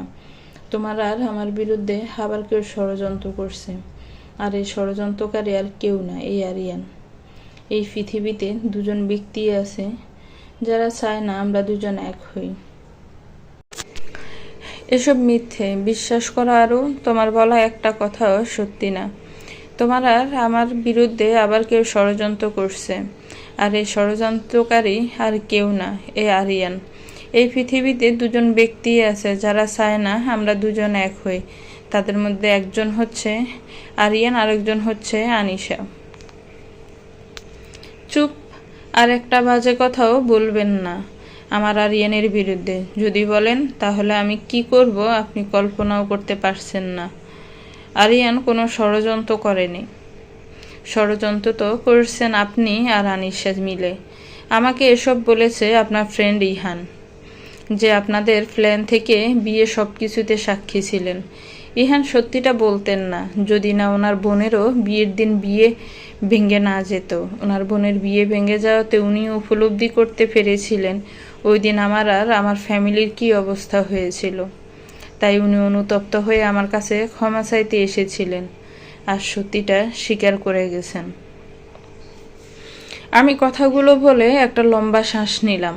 আরিয়ান দরজার সাথে হেলান দিয়ে দাঁড়িয়েছিল। আমি আরিয়ানের এক হাত জড়িয়ে ধরে নিহানের সামনে এসে দাঁড়াই। ওই দিন বিয়েটা ভেঙে অনেক ভালো হয়েছে। আপনার সাথে বিয়ে হলে আমি আরিয়ানের মতো একটা মানুষ পেতাম না, যে আমাকে নিজের সর্বস্ব দিয়ে ভালোবাসে, যে আমার বাহিক্য সৌন্দর্যকে না আমার মনকে ভালোবাসে। আমিও আরিয়ানকে খুব ভালোবাসি। বেরিয়ে যান এখান থেকে, না হলে ঘাড় ধাক্কা দিয়ে বের করে দিতে বাধ্য হব। নিহান এসে আমার হাত ধরে বলে আমি যাব না। আমি যদি যাই তাহলে তোমাকেও আমার সাথে যেতে হবে। আরিয়ান এক ঝটকায় নিহানের থেকে আমার হাত ছাড়িয়ে নেয়। আনহা তুই সিকিউরিটি গার্ডকে ফোন দে। আমি এতক্ষণ চুপ ছিলাম, কারণ আমি চাইছিলাম না কোনো রকম সিন ক্রিয়েট করতে, কিন্তু তুই তো ভালো কথার মানুষ, তোদেরকে ভালোভাবে বুঝিয়ে কাজ হয় না, ঘাট ধাক্কা দিয়ে বাসা থেকে বের করে দিতে হয়। আজকের মতো তোকে আমি ছেড়ে দিলাম, নেক্সট টাইম আরশির আশেপাশে তো দূরে থাক, তোকে আমাদের বাসার আশেপাশেও দেখলেও কেটে কুচি কুচি করে ফেলবো। নিহান আরিয়ানের কলার ধরতে গেলে আরিয়ান নিহানের হাত ধরে ফেলে। নিহান চিৎকার দিয়ে বলে, তোকে তো আমি গলার স্বর নামিয়ে কথা বল, এটা তোর বাসা না, আমার বাসা। আজকে যে ভুলটা করতে চেয়েছিলি, নেক্সট টাইম সেটা করার চেষ্টাও করবি না। আমার জিনিসে দিকে হাত বাড়ালে আমি সেই হাত ভেঙে গুড়িয়ে দিতেও দুইবার ভাবব না। আরিয়ান এক ধাক্কা দিয়ে নিহানকে রুম থেকে বের করে দেয়। ততক্ষণে দুজন সিকিউরিটি গার্ড চলে আসছে। ফ্ল্যাটের দরজা খোলা থাকায় ওনাদের ভিতরে আসতে অসুবিধা হয়নি। সিকিউরিটি গার্ডদের দেখেই আরিয়ান রেগে বলে, আপনারা থাকেন কই?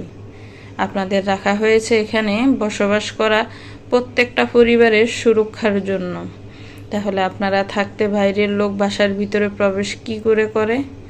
Answer me. স্যার, উনি বলেছিলেন উনি আরশি ম্যাডামের আত্মীয়, তাই আমরা ওনাকে ভিতরে আসতে বাধা দিইনি। আপনারা আমাদের ইনফর্ম করবেন না বা জিজ্ঞেস করবেন না এই নামের কোনো আত্মীয় আমাদের আছে কি না? সরি স্যার, এমন ভুল আর হবে না, মনে থাকলেই ভালো। এই লোকটা ঘাট ধাক্কা দিয়ে বাসার বাইরে ফেলে দিয়ে আসেন, যান। জি স্যার। ওনারা দুইজন গিয়ে নিহানের দুই হাত ধরে টেনে নিয়ে যেতে থাকে। নিহান যেতে চাইছে না। আরও বলো ওদের আমাকে ছেড়ে দিতে, আমি তোমাকে ছাড়া কোথাও যাব না। এই তোমরা আমাকে ছাড়ো। দাঁড়ান আপনারা। আমার কথা শুনে ঘাটরা দাঁড়িয়ে যায়। নিহানের ঠোঁটের কোনো ফুটে ওঠা হাসি। বাকি সবাই কৌতূহল নিয়ে আমার দিকে তাকিয়ে আছে। জানিস, তোকে ঠাস ঠাস করে দুইটা থাপ্পড় মারতে পারলে শান্তি লাগতো। তুই দুইটা মেয়ের জীবন নিয়ে সিনিমিনি খেলছিস, কিন্তু আফসোস তোকে আমি থাপ্পড়টা মারতে পারছি না, কারণ আমি আমার হাজবেন্ডকে ছাড়া অন্য কাউকে স্পর্শ করতে চাই না। কিন্তু আমি তো আমার ইচ্ছাটা অপূর্ণ রাখতে পারি না। আরিয়ান, একটু এদিকে এসো। আমার কথা মতো আরিয়ান আমার পাশে এসে দাঁড়ায়। আরিয়ান, এবার তুমি নিহানকে ঠাস ঠাস করে দুইটা থাপ্পড় মারো। তুমি নিহানকে থাপ্পড় মারলেই মনে হবে আমি মেরেছি। তুমি আমি এক, তাই তুমি মারলেই আমার মারা হয়ে যাবে। আরিয়ান আমার কথা শুনে নিহানকে দুইটা থাপ্পড় মারে, কিন্তু থাপ্পড়গুলো আমার মন মতো হয়নি। মনে হচ্ছে আরিয়ান থাপ্পড়গুলো আস্তে মেরেছে। ফিল্মে বা নাটকে থাপ্পড় মারলে কত জোরে সাউন্ড হয়ে, আর এখন তো তেমন কিছুই হলো না। আরিয়ান, তুমি এত আস্তে থাপ্পড় মারলে কেন? একটু জোরে মারতে পারলে না, যাতে ছিটকে গিয়ে ওই টেবিলের সাথে বাড়ি খায় আর কপাল কেটে যায়। আমার কথা শুনে আরিয়ান অবাক। এবার আরিয়ান সত্যি সত্যি অনেক জোরে থাপ্পড় মারেন, যার ফলে নিহান ছিটকে গিয়ে ফ্লোরে পড়ে। আফসোস, নিহানের মাথাটা টেবিলে লাগেনি, কিন্তু আরিয়ানের হাতের 5 আঙ্গুলের ছাপ নিহানের পরশা গালে স্পষ্টভাবে ফুটে উঠেছে। এবার আপনারা ওনাকে নিয়ে যেতে পারেন। আমার কথা শুনে গার্ডরা নিয়ে যেতে লাগলো। নিহান এবার আর ছুটাছুটি করলো না, কিন্তু যাওয়ার আগে বলে গেছে, আমি তোমাদের দেখে নিব। এই অপমানের প্রতিশোধ আমি ঠিকই নিব। নিহানের কথাটা আমি জাস্ট ফাত্তা দিলাম না। আব্বুর আগে গজগজ করতে করতে বলেন, আমি আগে থেকেই জানতাম এই ছেলেটা অসভ্য। এখন তো অসভ্যর সব সীমা পার করে গেছে। এই অসভ্য ছেলেটার জন্য একটা মিটিং অ্যাটেন্ড করতে লেট হয়ে গেল। আরিয়ানের মা, তাড়াতাড়ি ব্রেকফাস্ট দাও, আজকে অনেক লেট হয়ে গেছে। তুমি বসো, ব্রেকফাস্ট নিয়ে আসছি। আরিয়ান, তুইও তো হসপিটালে যাবি, আর রাশি তো ভার্সিটি যাবি। হায়, তোরা দুজনও ব্রেকফাস্ট করে নিবি। আম্মু, আমি আজকে হসপিটালে যাচ্ছি না, তাই এখন আর খাবো না। আমার প্রচুর ঘুম পাচ্ছে, আমি ঘুমোতে গেলাম। আম্মু, আমিও ভার্সিটি যাব না, আর আমার এখনও ক্ষুধা লাগেনি। গতকাল ডিনার করছি মাঝরাতে, বিকেলবেলা ঘুমিয়ে পড়ছিলাম। তোমার ছেলে রুমে খাবার নিয়ে গিয়েছিল ঠিকই, আমাকে ডাক দেয়নি। আরিয়ান আমার দিকে এক পলক তাকিয়ে রুমে চলে গেলেন। আমি আম্মুর সাথে কিচেনে চলে গেলাম। কিচেন থেকে ব্রেকফাস্ট নিয়ে এসে টেবিলে সাজিয়ে রাখলাম। সবার খাওয়া শেষ হতে আম্মুর সাথে সব কিছু গুছিয়ে রাখলাম। তারপর রুমে চলে গেলাম। আরিয়ান রুমে নেই, তাই বেলকনিতে চলে গেলাম। আরিয়ান বেলকনিতে বসে ল্যাপটপে কাজ করছে। আরিয়ানের চুল থেকে টপ টপ করে পানি পড়ছে। হয়তো সদ্য শাওয়ার নিয়েছে, আর চুলগুলোও ঠিক করে মুছেনি। আমি আরিয়ানের কোলের ওপর থেকে ল্যাপটপটা সরিয়ে ঠাস করে ওনার কোলে বসে পড়লাম। উনি কোনোরূপ প্রতিক্রিয়া দেখালেন না। ওনার আখি জোড়া আমার দিকে শান্ত দৃষ্টিতে তাকিয়ে আছেন, যেন এমনটা হওয়ারই ছিল। নিহান আমাদের বেডরুমে ঢুকে পড়ল। ইনফ্যাক্ট ওয়াশরুমের দরজা ধাক্কাধাক্কি করলো, কিন্তু আমি কিছু বললাম না। তোমার রাগ হয়নি? একদমই না। আমি জানি তুমি কারণ ছাড়া কোনো কাজ করো না, আর তুমি শান্ত বিহেভের পিছনে একটা বড় কারণ ছিল, আমি সেটা জানি। তুমি চাইছিলে না কোনোরূপ সিন ক্রিয়েট হোক আর আশেপাশের লোকজন জেনে যাক। তুমি চেয়েছিলে নিহান ফিল করুক আমি নিহানকে দেখে যেমন রেগে যাচ্ছি তেমনি বিরক্ত হচ্ছি, আর আমি নিহানের সামনে স্বীকার করি যে আমি তোমাকে ভালোবাসি, আর নিহানকে যেন আমি নিজে তাড়িয়ে দিই। ঠিক বলেছি না? তুমি কি করে বুঝলে আমি তোমার মন পড়তে পারি? হা হা, আমার মন পড়ার সাধ্য এই পৃথিবীর কারণেই। আমার মন কখন কি চায় সেটা আমি নিজেই জানি না। তুমি সেটা করতে পারবে? অসম্ভব। ইহ, একদম ভাব ধরবে না। আমি আসি সব পারি। আরিয়ান আমার দিকে এক দৃষ্টিতে তাকিয়ে আছে। আমিও তাকিয়ে আছি। সত্যি আরিয়ান সব দিক দিয়ে পারফেক্ট। হয়তো দেখতে এত ফর্সা নয়, কিন্তু ওনার গায়ের রং ওনার জন্য পারফেক্ট। ওনার করা প্রত্যেকটা কাজ একদম পারফেক্ট। আমি ওনার ট্রিম করা দাড়িগুলো ছুঁয়ে দিচ্ছি। হাতে সুরসুরি লাগার ফলে খিলখিলিয়ে হেসে দিলাম। ওনার দৃষ্টি গভীর। ওনার এই গভীর দৃষ্টি বোঝার মতো সাধ্য সত্যিই আমার নেই। জানিস না, মানুষের জীবনে সুখ জিনিসটা খুব ক্ষণস্থায়ী। সুখ জিনিসটা কর্পূরের মতো। মানে? কিছু না। তোদের বাসায় যাবি আজকে? তুমি নিয়ে যাবে? অবশ্যই। তুমি যদি যেতে চাস। তুমি কিন্তু আমাকে আবার তুই তুই করে ডাকছো। ও সরি, ভুলে যাই বারবার। আর বলবো না। মনে থাকে যেন। আমাকে একটা প্রশ্নের উত্তর দিবে? যদি দেওয়ার মতো হয় তাহলে অবশ্যই দিব। তুমি একদিন বলেছিলে হঠাৎ একটা ঝড় এসে আমার জীবনটা এলোমেলো করে দিল। এটার মানে আমি বুঝতে পারিনি। আন্টিও একটা অ্যাক্সিডেন্টের কথা বলেছিল। প্লিজ আমাকে সব খুলে বলো। আরিয়ান একটা দীর্ঘশ্বাস ফেলে বলা শুরু করে, তখন আমি টিনেজার ছিলাম। সবে মাত্র 13 পেরিয়ে 14তে পা দিয়েছিলাম। তানহার বয়স ছিল তখন 5 বছর। তোর হয়তো তানহার কথা মনে নাই। মনে না থাকারই কথা। তুই তানহাকে হয়তো 1 থেকে 2 বার দেখেছিস। তানহা ছিল যমজ। তানহা আনহার থেকে 1 মিনিটের ছোট ছিল। একদিন আম্মু তানহা আর আনহাকে নিয়ে স্কুল থেকে ফিরছিলেন। ড্রাইভার অসাবধানতার কারণে অ্যাক্সিডেন্ট হয়। আব্বু আনহাকে বাঁচাতে পারলেও তানহাকে পারেনি। আম্মু অ্যাক্সিডেন্টের পূর্বে ধাক্কা দিয়ে আনহা ফেলে দিয়েছিল, যার ফলে আনহা তেমন আহত হয় না। তানহার আম্মু গুরুতরভাবে আহত হয়। হুট করে আরিয়ান কেঁদে দেয়। আরিয়ানের কান্না দেখে আমি হতভম্ব। আরিয়ানের মতো একটা শক্ত মনের মানুষ যে এভাবে কাঁদতে পারে তা আমার ধারণার বাইরে ছিল। ওনাকে ছোটবেলা থেকে আমি কখনো কাঁদতে দেখিনি। তারপর কি হলো? আর তানহার বা কোথায়? তানহার নেই মানে? আম্মু সুস্থ হয়ে গেলেও তানহা সুস্থ হয়নি। অ্যাক্সিডেন্টের দ্বিতীয় দিন তানহা আমাদের সবাইকে ছেড়ে চলে যায়। হয়তো তানহা এখনো আমাদের মাঝে থাকতো। আনহার মতোই আমাদের সারা বাড়ি মাতিয়ে রাখতো, কিন্তু ডক্টরের একটা ভুলের জন্য আমি আমার বোনকে চিরকালের জন্য হারিয়ে ফেললাম। ডক্টরদের লোভের জন্য আমার বোন তার জীবন হারিয়ে ফেললো। আমি আনহার থেকেও তানহাকে বেশি ভালোবাসতাম। জানো, আনহা আমাকে ভাইয়া ডাকলেও তানহা আমাকে কখনোই ভাইয়া ডাকতো না। সবসময় আমাকে আরিয়ান বলে ডাকতো। আমি প্রথমে রেগে গেলেও পরে ওর হাসি মুখ দেখে আমিও হেসে ফেলতাম। এখনও আমার কানে বাজে তানহার আরিয়ান ডাকটা। আরিয়ান আবার কেঁদে ফেললো। আমি স্তব্ধ হয়ে বসে আছি। আমি কি করব বুঝতে পারছি না। কিভাবে আরিয়ানকে সান্ত্বনা দিব বুঝতে পারছি না। হুট করে আরিয়ান নিজের মাথা চেপে ধরে কেমন যেন একটা ছটফট করতে থাকে। আরিয়ান, তোমার কি হয়েছে? তুমি এমন করছো কেন? আরিয়ান আমার প্রশ্ন উত্তর না দিয়ে আমাকে কোল থেকে নামিয়ে দৌড়ো ওয়াশরুমে চলে যায়। আমি কিছুই বুঝতে পারছি না আরিয়ানের হঠাৎ করে কি হলো। আমি ওয়াশরুমের সামনে ফাইসারি করছি, কিন্তু আরিয়ানের বের হবার নামগন্ধ নেই। পাক্কা 30 মিনিট পর আরিয়ান ওয়াশরুম থেকে বের হলো, মাথার চুলগুলো হাত দিয়ে ঝাড়তে ঝাড়তে। আমি চোখ ছোট ছোট করে ওনার দিকে তাকিয়ে আছি। কি হয়েছে, এভাবে তাকিয়ে আছো কেন? আমাকে দেখে মঙ্গল গ্রহের পানি মনে হচ্ছে, নাকি আমার এক্সট্রা হাত পা গজাইছে? আমি কোমরে হাত দিয়ে ওনার সামনে দাঁড়িয়ে বললাম, তুমি তখন আমাকে কোল থেকে নামিয়ে দিলে কেন? হাত দৌড়ো ওয়াশরুমে গেলে কেন? ওয়াশরুমে যাওয়ার আগে কি তোমার কাছ থেকে পারমিশন নিয়ে যেতে হবে?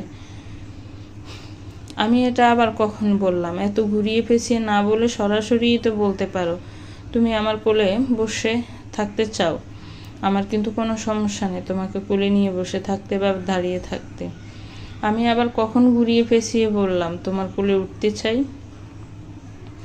আসলে মেয়েদের মন বোঝা দেয়, কখন তারা কি চায় তারা নিজেরাই জানে না। এই দেখো, একদম মেয়েদের ইনসাল্ট করবা না বলে দিলাম। আমি মেয়েদের ইনসাল্ট কখন করলাম? মেয়েরা ইনসাল্ট করার জিনিস না, আদর করার জিনিস। যেমন এখন আমি তোমাকে আদর করব।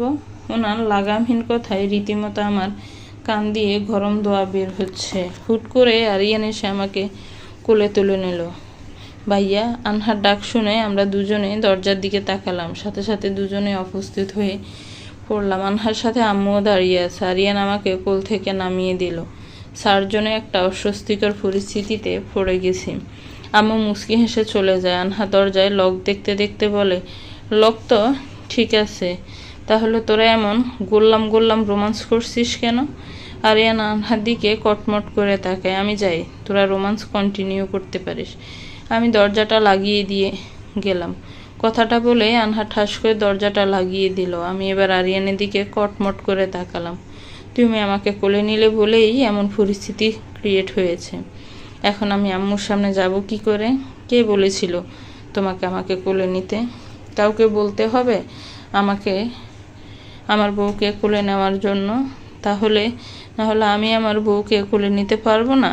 আমার বউ আমি কোলে নিব নাকি আদর করবো সম্পূর্ণ আমার ব্যাপার। দরজা খোলা রেখে বউকে কোলে নিয়ে ঘুরবো, আগে তো দেখবো দরজা খোলা নাকি বন্ধ। এখন কিন্তু দরজা বন্ধই আছে। আরিয়ান আমার দিকে এগিয়ে আসতে আসতে কথাটা বললাম। আমি পিছিয়ে যেতে যেতে বললাম, মানে?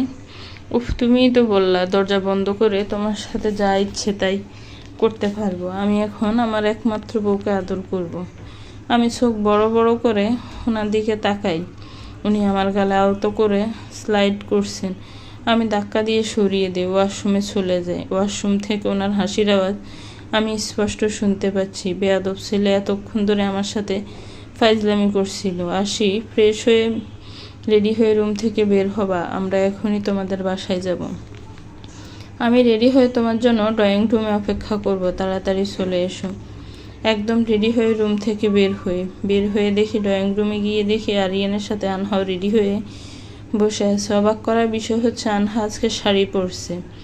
আব্বু আম্মুর কাছ থেকে বিদায় নিয়ে আমার রওনা দিলাম। আরিয়ান ড্রাইভ করছে, আমি আর আনহা পিছনের সিটে বসেছি। আমি আনহাকে গুঁতা দিয়ে বললাম, কিরে, কি ব্যাপার? এমনি তো কেউ জোরকে ঘাট ধরেও তোকে শাড়ি পরাতে পারে না, আর আজকে নিজে থেকেই পরলি? কারো প্রেমে হাবুডুবু খাচ্ছ? কি যে বলো না ভাবি। আনহাকে জ্বালাতে জ্বালাতে বাসায় চলে এলাম। গাড়ি থেকে আমরা 3 জন নামলাম। কলিং বেল বাজানোর আগে দরজা খুলে দিল আম্মু, যেন আমাদের জন্যই অপেক্ষা করছিল। আরিয়ান আমার হাত ধরে দাঁড়িয়েছিলেন। আম্মু আমাদের হাতের দিকে তাকিয়ে আলতো হাসলো। আমি আরিয়ানের কাছ থেকে নিজের হাত ছাড়িয়ে নিয়ে আম্মুকে চাপড়ে জড়িয়ে ধরলাম। আমার চোখ ছলছল করছে। আমি কাঁদো কাঁদো গলায় আম্মুকে জিজ্ঞেস করলাম, কেমন আছো আম্মু? তোমরা আমাকে কিভাবে ভুলে যেতে পারলে? একটা বারো কি তোমাদের আমার কথা মনে পড়েনি? আমি তোমাদের এতটা ফর হয়ে গেলাম? বিয়ে হয়ে গেলে যে মেয়েরা বাবা মায়ের কাছে ফর হয়ে যায় সেটা তোমরা প্রমাণ করে দিলে। ভাইয়ের বিয়ের পর আমার সাথে একটু দেখা করে নিজের ফরজ কাজ আদায় করে ফেলছে। আব্বু ভাইয়া তুমি কেউই ফোন করে আমার একটু খোঁজ নেওনি। আমি বেঁচে আছি নাকি মরে গেছি সেটাও জানতে চাওনি। আমি ফোন দিলেও তোমরা ধরোনি। আমরা ভালো আছি। আগে ভিতরে আয়, পরে সব কথা হবে। আগে আমার প্রশ্নের উত্তরগুলো দাও। আমতা আমতা করে কিছু বলতে গিয়েও আরিয়ানের দিকে তাকিয়ে থেমে যায়। আমি ঘাড় ঘুরিয়ে আরিয়ানের দিকে তাকাই, কিন্তু আরিয়ান বেশ সাবলীল ভঙ্গিতে দাঁড়িয়ে আছে। আরিয়ান আম্মুকে উদ্দেশ্য করে বলে, আন্টি কেমন আছো তুমি? ভালো বাবা, তুই কেমন আছিস? তোমার মেয়ে যেমন রেখেছে। ওনার কথা শুনে আমি তেলে বেগুনে জ্বলে উঠলাম। আমি যেমন রেখেছি মানে কি? আমি তোমাকে খারাপ রেখেছি নাকি তোমাকে ভাত দিই না? আজব, আমি আবার এসব কখন বললাম? আমি তো শুধু বলেছি তোমার মেয়ে যেমন রেখেছে। এর সাথে খারাপ রাখার সম্পর্ক কি? সবসময় নেগেটিভ ভাবো কেন? একটু পজিটিভ ভাবার চেষ্টা করো। তোমার পজিটিভ নিয়ে তুমি বসে থাকো, আমার ভাবনার দরকার নেই। তোরা থাম এবার, তোরা দুইজন একাই এসেছিস। আনহার আসার কথা ছিল, আনহা আসেনি। এই যে আন্টি, আমি এখানে। এই দুই জামাই বউয়ের জন্য তো আমাকে দেখাই যাচ্ছে না, দুই জকুরুটে। ও মা, শাড়ি পরছিস দেখা যায়, এদিকে আয়। মাশাআল্লাহ, অনেক সুন্দর লাগছে। চোখের পলকে মেয়েটা কত বড় হয়ে গেছে। 2 দিন পর বিয়ে হবে, শ্বশুর বাড়ি চলে যাবে। উফ আন্টি, সব কথা কি বাইরে দাঁড় করিয়ে রেখেই বলবে? ভিতরে ঢুকতে দিবে না নাকি? আমি ভুলেই গেছিলাম। হায় ভিতরে আয়। আম্মু, আব্বু আর ভাইয়া কই? রুমে আছে। তোর ভাইয়া তোর আব্বু জানে না যে তোরা আজকে আসবি। তোদের দেখে সারপ্রাইজড হয়ে যাবে এখন, তাই আগে বলিনি। আমি দেখা করে আসি। পরে দেখা করতে যাস, আগে রুমে গিয়ে ফ্রেশ হয়ে নে। কতটা জার্নি করে আসলি। আরিয়ান, যাও রুমে গিয়ে ফ্রেশ হয়ে নাও, আমি খাবার নিয়ে আসছি। আরিয়ান মাথা দুলিয়ে সম্মতি জানিয়ে আমার রুমের দিকে পা বাড়ায়। আরিয়ান বহুবার আমাদের বাসায় আসছে, ইনফ্যাক্ট আমার রুমে গেছে, তাই আরিয়ানকে নতুন করে কিছু ছিনিয়ে দেওয়ার নাই। আমিও আরিয়ানের পিছু পিছু রুমে চলে আসলাম। আগে আরিয়ান ফ্রেশ হতে ওয়াশরুমে ঢুকে যায়। আরিয়ান ফ্রেশ হয়ে বের হতে আমি ঢুকে পড়লাম। আমি ওয়াশরুম থেকে ফ্রেশ হয়ে আরিয়ানকে রুমে ফেলাম না, হয়তো ব্যালকনিতে আছে। আমাদের বাসায় আরিয়ানের সবচেয়ে প্রিয় জায়গা হচ্ছে আমার ব্যালকনি। ভাইয়ার সাথে আড্ডা দিলেও আমার ব্যালকনিতে বসে। আরিয়ান আগে আমাদের বাসায় যতটুকু সময় থাকতো, বেশিরভাগ সময় আমার রুমের ব্যালকনিতে কাটাতো। আমি রুম থেকে বের হয়ে এলাম। আব্বু আম্মুর রুমের দিকে পা বাড়ালাম, উদ্দেশ্য আব্বুর সাথে দেখা করা, কথা বলে সব কিছু মিটিয়ে নেওয়া। আব্বুর রুমে গিয়ে দেখি আব্বু বেডের সাথে হেলান দিয়ে বই পড়ছে, সম্ভবত কাজী নজরুল ইসলামের উপন্যাস। আব্বু বই প্রেমী, সুযোগ পেলে বই পড়া শুরু করে দেয়। আজকে হয়তো আব্বু অফিসে যায়নি, মনে হয় আম্মু যেতে দেয়নি। আব্বু এখনো আমাকে দেখেনি। আব্বু একবার বই পড়া শুরু করলে বইয়ের মাঝেই ডুবে যায়, তখন আব্বুর দুনিয়ার কোনো খেয়ালই থাকে না। আমি আব্বুর সামনে গিয়ে দাঁড়ালাম। আমি আব্বুর হাত থেকে বইটা নিয়ে নিলাম। আব্বু প্রথমে হকচকিয়ে গেলেও পরে আমাকে দেখে অবাক হয়ে তাকিয়ে আছে। আব্বু চোখ থেকে চশমাটা খুলে পরিষ্কার করে নিয়ে চশমাটা চোখে পড়ে নিল, আবার আমার দিকে তাকালো। মনে হয় আব্বুর বিশ্বাস হচ্ছে না যে আমি এসেছি। আমি আব্বুর দিকে তাকিয়ে আছি, চোখে পানি টলমল করছে। কতদিন পর আব্বুকে এতটা কাছ থেকে দেখছি। আব্বু আগের থেকে অনেকটা শুকিয়ে গেছে। কেমন আছো আব্বু? আমি ভালো আছি মা, তুই কেমন আছিস? তোমাদের ছাড়া কি করে ভালো থাকি? তোমরা তো আমার একটা খবর নাওনি। আমার মামুনিটা বুঝি আমার উপর রাগ করেছে। তা মামুনির রাগ কিভাবে ভাঙানো যায়? চকলেট খাইয়ে নাকি আইসক্রিম খাইয়ে? আমি আব্বুর বুকে ঝাঁপিয়ে পড়ে ডুকরে কেঁদে উঠলাম। এতদিন যেন কান্নাগুলো গলায় দলা পাকিয়েছিল, আজকে সব কান্না বেরিয়ে আসছে। আব্বুর সাথে আরো কিছুটা সময় কাটালাম, কিন্তু আব্বু একবারের জন্য নিহানের বিষয়ে বা ওই দিনের বিষয়ে কোনো কথা তোলেনি। আমি এক স্বস্তির নিঃশ্বাস ছাড়লাম। এতদিন একটা দম অন্ধকার পরিস্থিতিতে ছিলাম। মনে হয়েছিল আব্বু হয়তো আমার উপর অনেক রেগে আছে, কিন্তু তেমন কিছু না। আব্বুর সাথে কথা বলে রুমের দিকে আসতে লাগলাম। ভাইয়ের রুমের দরজা বন্ধ, তাই ডাক দিলাম না, কারণ ভাইয়া বাসায় থাকলে এই সময়টাতে ঘুমায়। আনহার রুমের সামনে দিয়ে আসার সময় দেখলাম আনহা ফোন স্ক্রল করছে। রুমে ঢোকার সাথে সাথে আরিয়ান রুমের দরজা লক করে দিয়ে ধাক্কা দিয়ে আমাকে বেডে ফেলে দেয়। আমার উপর উঠে আমার হাত দুটো বেডের সাথে চেপে ধরে। তারপর মিহি কণ্ঠে বলে, সারাদিন বাবার সাথে থাকলেই হবে? তোমার যে একটা হাজব্যান্ড আছে, বর আছে, তাকে কে সময় দিবে? আমি সত্যিই বুঝতে পারি না যে তোমার কয় রূপ, এই ভালো তো এই খারাপ, এই রোমান্টিক, এই ডেভিল। আমাকে বোঝা তোমার মতো ফিচ্ছি মেয়ের কাজ না। একদিন বলেছিলাম না, তোমার লাইফে হিরো আমি, বিলনও আমি। আমাকে বুঝতে হলে তোমাকে আরো 10 বার জন্ম নিতে হবে। আমি তোমাকে বুঝতে পারি না, একদমই না। আমি তোমাকে যতটুকু বুঝাতে চাই তুমি আমাকে ততটুকু বুঝতে পারো, এর বেশি না। তুমি বললেই হলো না। আমি তোমাকে বুঝতে পারি, তোমার সম্পর্কে সব জানি। আমার কথা শুনে আরিয়ান অট্ট হাসিতে ফেটে পড়ে। হাসতে হাসতে আমার হাত দুটো ছেড়ে দেয়, আমার উপর থেকে সরে গিয়ে আমার পাশে শুয়ে পড়ে। হাসতে হাসতেই বলে, তুমি সত্যিই বোকা। তুমি আমার সম্পর্কে ততটুকু জানতে পারো যতটুকু আমি জানাতে চাই। এর বাইরে তুমি আমার সম্পর্কে কিছুই জানো না। আমি তোমার সম্পর্কে কি জানি না সেটা বলেন? তুমি আমার সম্পর্কে কি জানো সেটা বলো। বললামই তো, আমি তোমার সম্পর্কে সব জানি। Oh really? তুমি কি এটা জানো আমি 7 মাস মেন্টাল হসপিটালে ছিলাম? হুট করে আরিয়ানের এমন কথায় আমি থমকে যাই। আরিয়ান কি বললো এটা? আরিয়ান 7 মাস মেন্টাল হসপিটালে ছিল? সেটা কিভাবে সম্ভব? যদি থাকতো তাহলে আমি জানতে পারতাম না? সব আমার মাথার উপর দিয়ে যাচ্ছে। আরিয়ান কি আমার সাথে মজা করছে? কিন্তু ওনার মুখ দেখে তো তা মনে হচ্ছে না। মনে হচ্ছে উনি সিরিয়াসলি বলছেন। হুট করে আরিয়ানের এমন কথায় আমি থমকে যাই। আরিয়ান কি বললো এটা? আরিয়ান 7 মাস মেন্টাল হসপিটালে ছিল, সেটা কিভাবে সম্ভব? যদি থাকতো তাহলে আমি জানতে পারতাম না? সব আমার মাথার উপর দিয়ে যাচ্ছে। আরিয়ান কি আমার সাথে মজা করছে?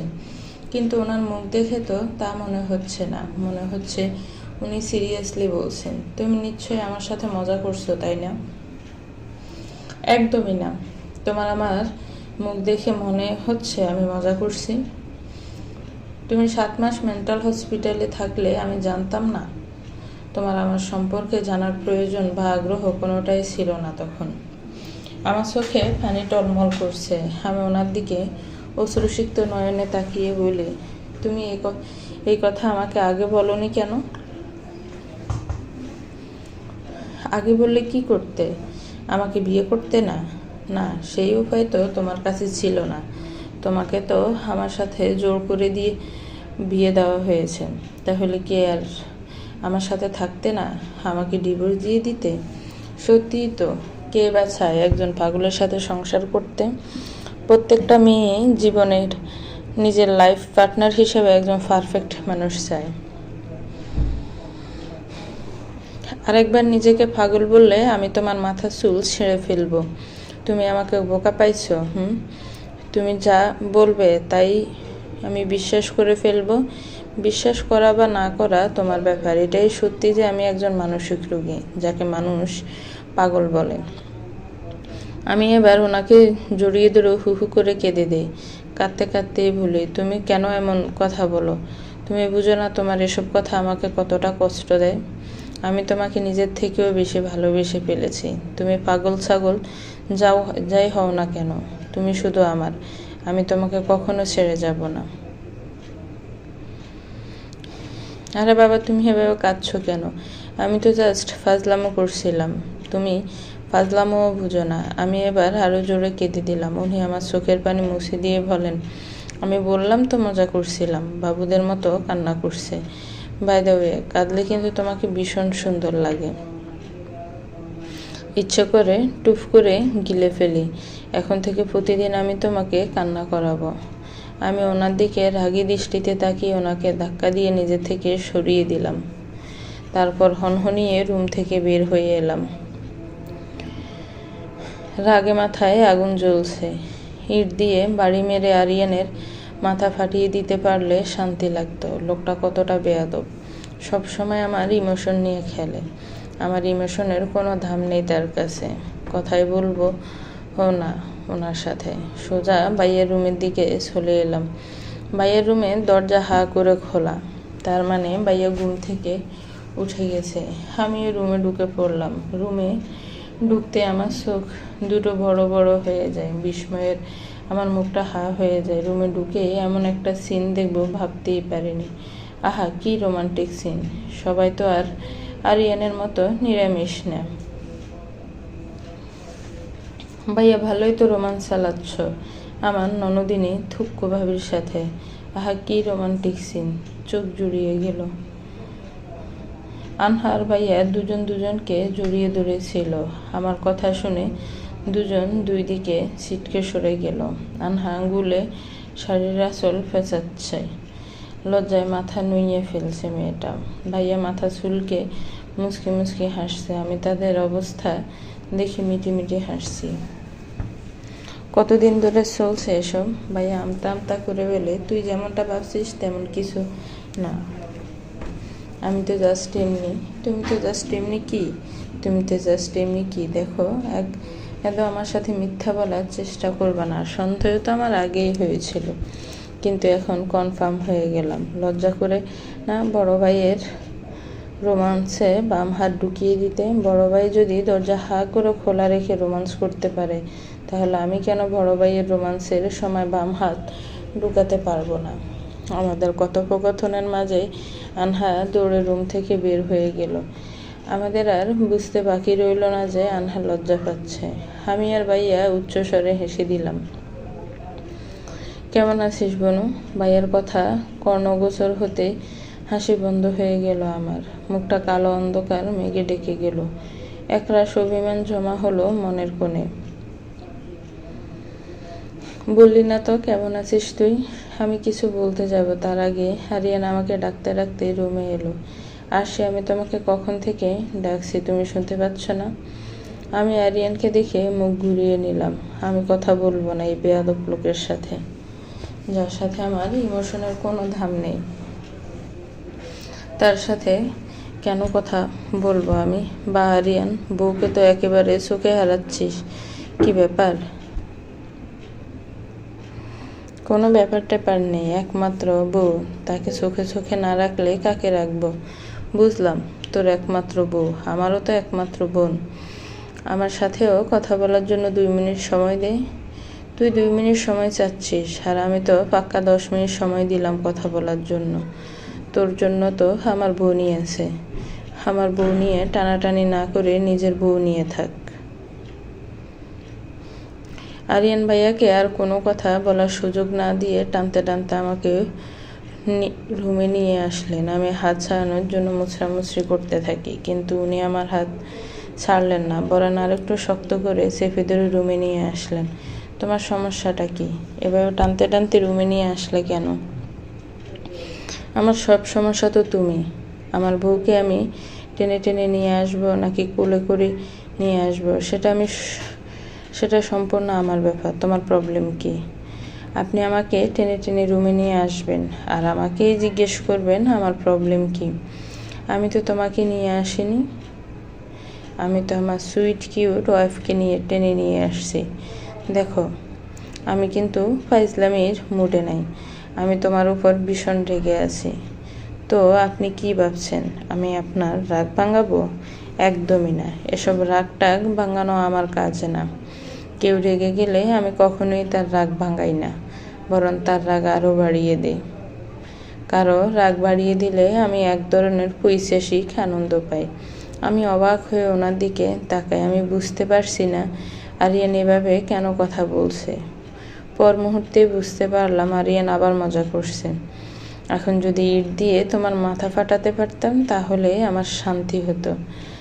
তোমার মতো আমিও পৈশাসিক আনন্দ পেতাম। মাথা ফাটিয়ে টাটিয়ে দেওয়ার কাজ পরেও করতে পারবে। এখন তাড়াতাড়ি রেডি হও। কেন? আমি তোমাকে নিয়ে একটা জায়গায় যাব। সেই জায়গাটা কোথায়? আমার সবচেয়ে প্রিয় জায়গা, যেখানে গেলে আমার মন ভালো হয়ে যায়। সেই জায়গাটা যেমন আমার মন ভালো হয়ে যাওয়ার জায়গা, তেমনি মন খারাপেরও। সেই জায়গাটা কোথায়? তুমি এত প্রশ্ন করো কেন? যা বলছি তা করো না। তাড়াতাড়ি রেডি হও, গেলেই দেখতে পাবে। আমিও আরিয়ানের কথা মতো রেডি হয়ে নিলাম। আম্মু প্রথমে যেতে দিতে রাজি হচ্ছিল না। পরে আরিয়ানের ইমার্জেন্সি হসপিটালে যেতে হবে এটা শোনার পর আর না করে না।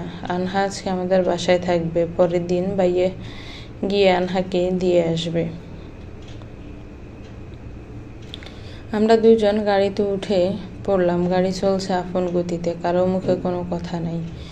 দুইজনে নীরবতা পালন করছি। কিছুক্ষণ পর গাড়িটি এসে থামে একটা কবরস্থানের সামনে। আমি অবাক হয়ে একবার আরিয়ানের দিকে তাকাই, তো আর একবার কবরস্থানের দিকে। আমি বুঝতে পারছি না উনি আমাকে কবরস্থানে কেন নিয়ে আসলেন। আমি ওনার দিকে প্রশ্নসিক্ত দৃষ্টিতে তাকাই, কিন্তু উনি বরাবরের মতোই আমার দৃষ্টিকে উপেক্ষা করলেন। উনি গাড়ি থেকে নেমে আমার সাইডের দরজাটা খুলে দিলেন। উনি আমাকে ইশারায় নামতে বলছেন, কিন্তু আমি নামছি না। মৃত ব্যক্তি, কবরস্থান বরাবর এই দুটো জিনিস আমি ভীষণ ভয় পাই। কেন পাই সেই উত্তরটা আমার অজানা।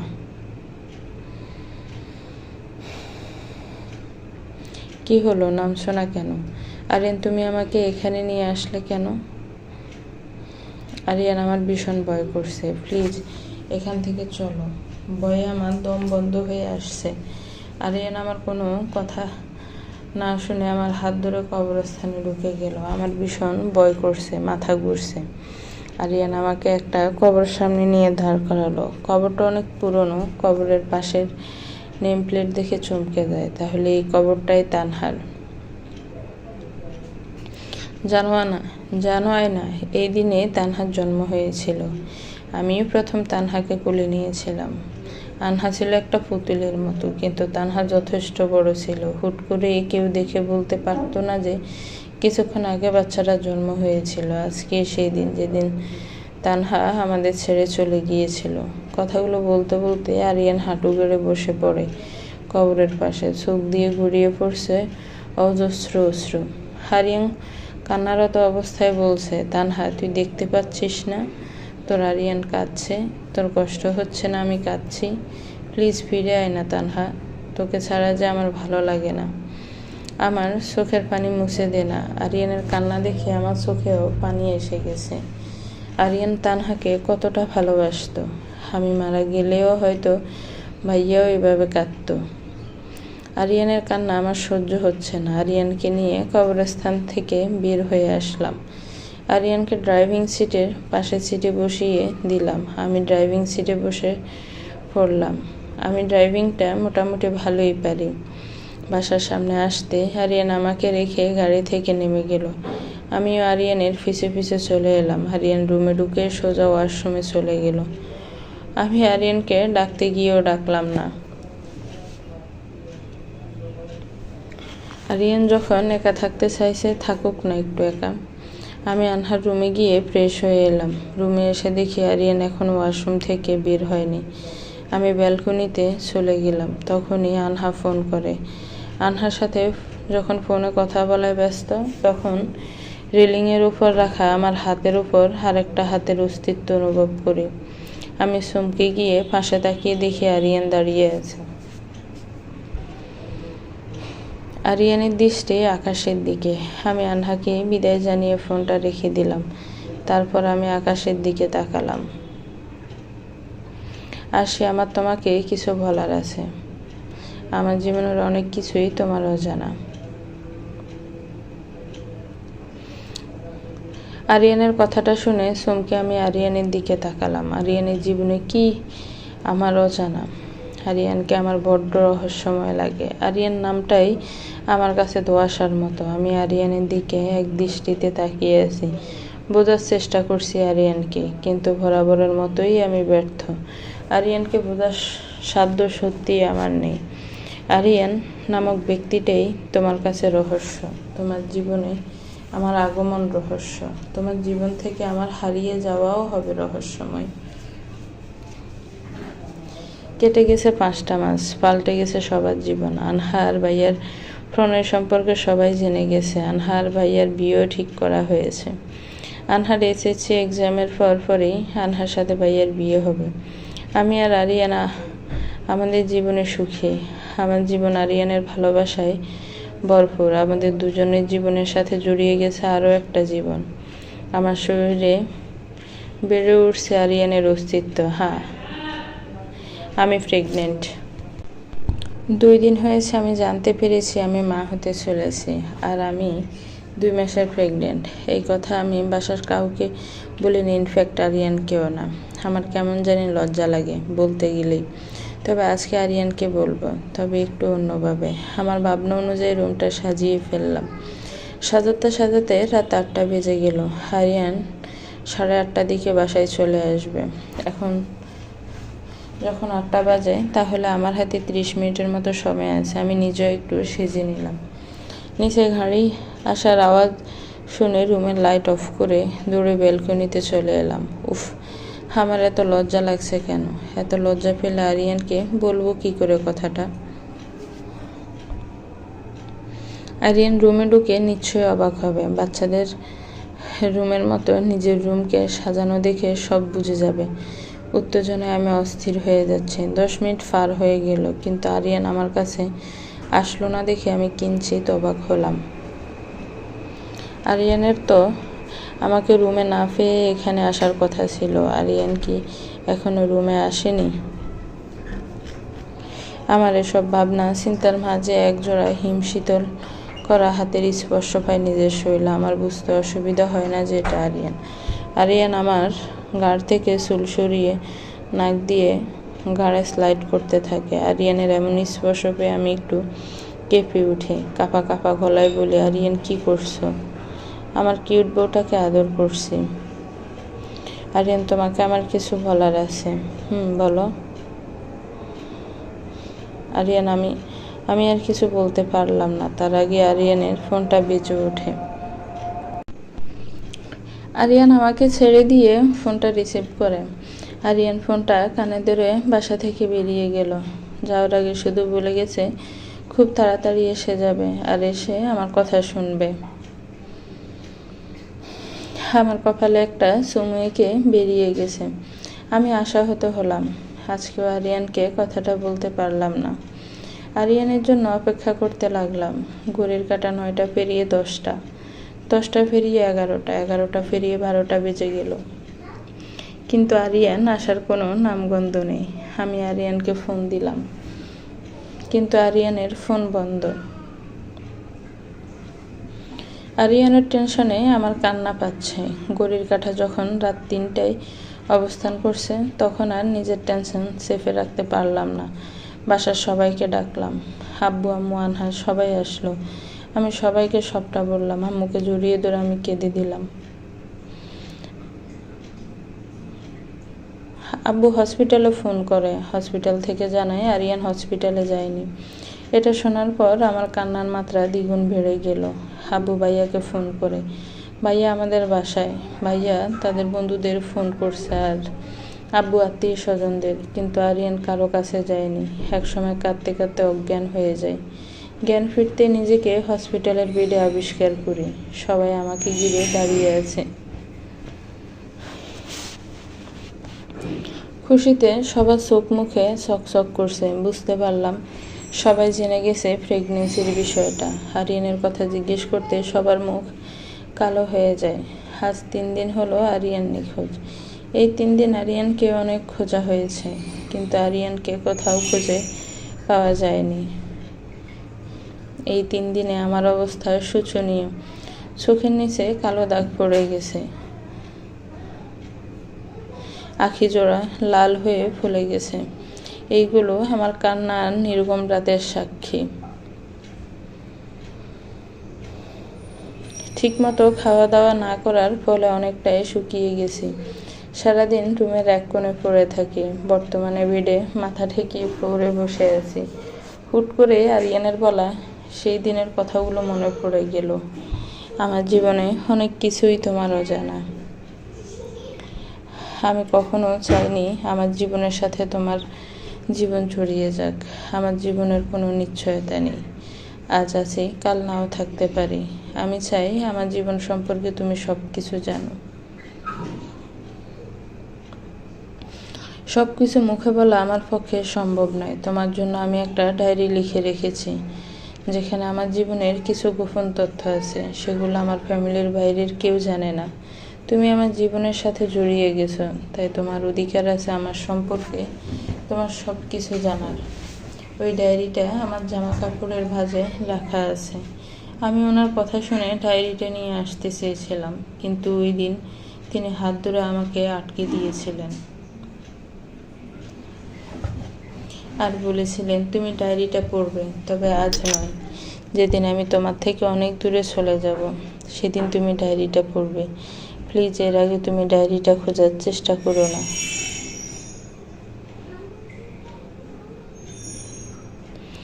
ডায়েরির কথাটা মাথায় আসতে আমি ফ্লোর থেকে উঠে ধরে কাবার্ড খুলে সমস্ত জামা কাপড় এলোমেলো করে ডায়েরিটা খুঁজে বের করি। ডায়েরিটা খুললাম, কিন্তু ডায়েরিতে কিছু লেখা নেই।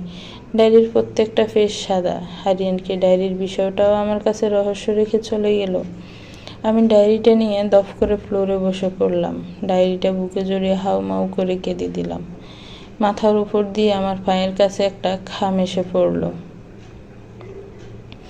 খামটা একটু অদ্ভুত। খামের উপর লেখা, আমি জানতাম তুমি এটা খুঁজে বের করবে।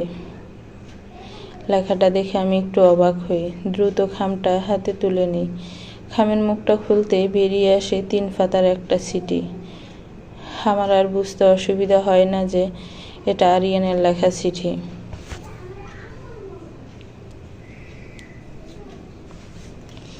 নেশাময় আয়না। আমি জানতাম একদিন তোমার এই চিঠিটা খোঁজার প্রয়োজন হবে, তবে তোমার কাছে আমি কৃতজ্ঞ। আমি দূরে চলে যাওয়ার পর তুমি চিঠিটা খুঁজে বের করেছ।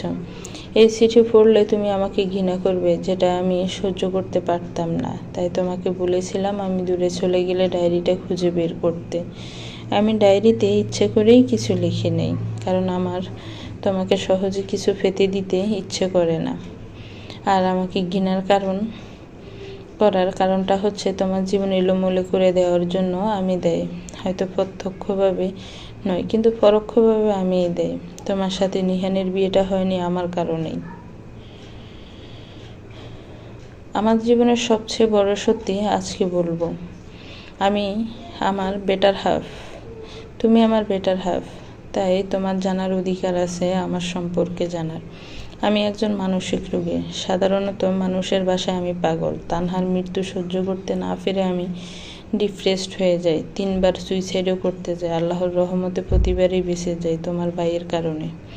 আয়ান সবসময় আমাকে সাপোর্ট করতো, আমাকে ডিপ্রেশন থেকে বের করার চেষ্টা করতো, কিন্তু লাভ হতো না। আমার পাগলামি দিনকে দিন বাড়তেই থাকে।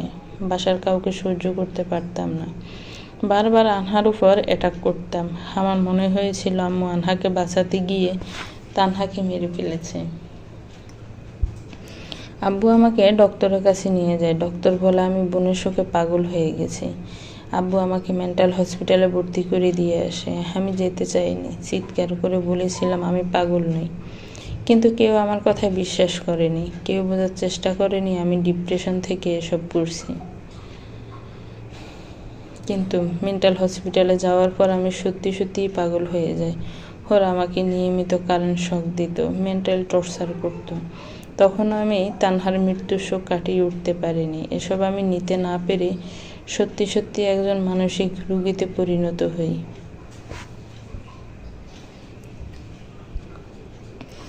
এটা ছিল আমার ধারণা, কিন্তু আমাকে মানসিক রোগীতে পরিণত করার জন্য নিয়মিত মেডিসিন দিত। ওই হসপিটালের এক ডক্টরের সাথে আব্বুর শত্রুতা ছিল, তাই তিনি এমন করেছিলেন।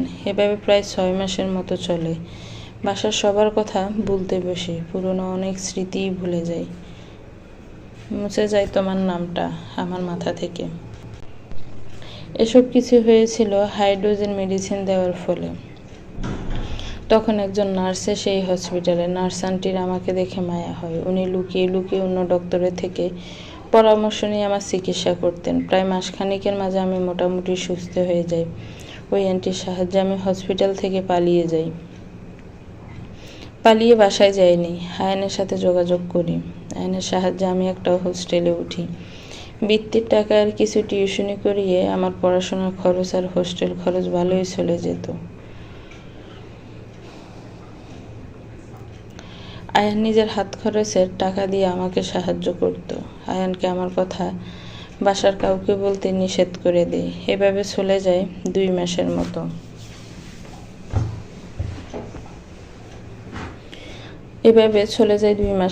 আয়ান একদিন আমাকে ফোন করে বলে আমার জন্য আম্মু খাওয়া দাওয়া সব ছেড়ে অসুস্থ হয়ে পড়েছে। আমাকে খুঁজে না পেয়ে আব্বুও ভেঙে পড়েছে।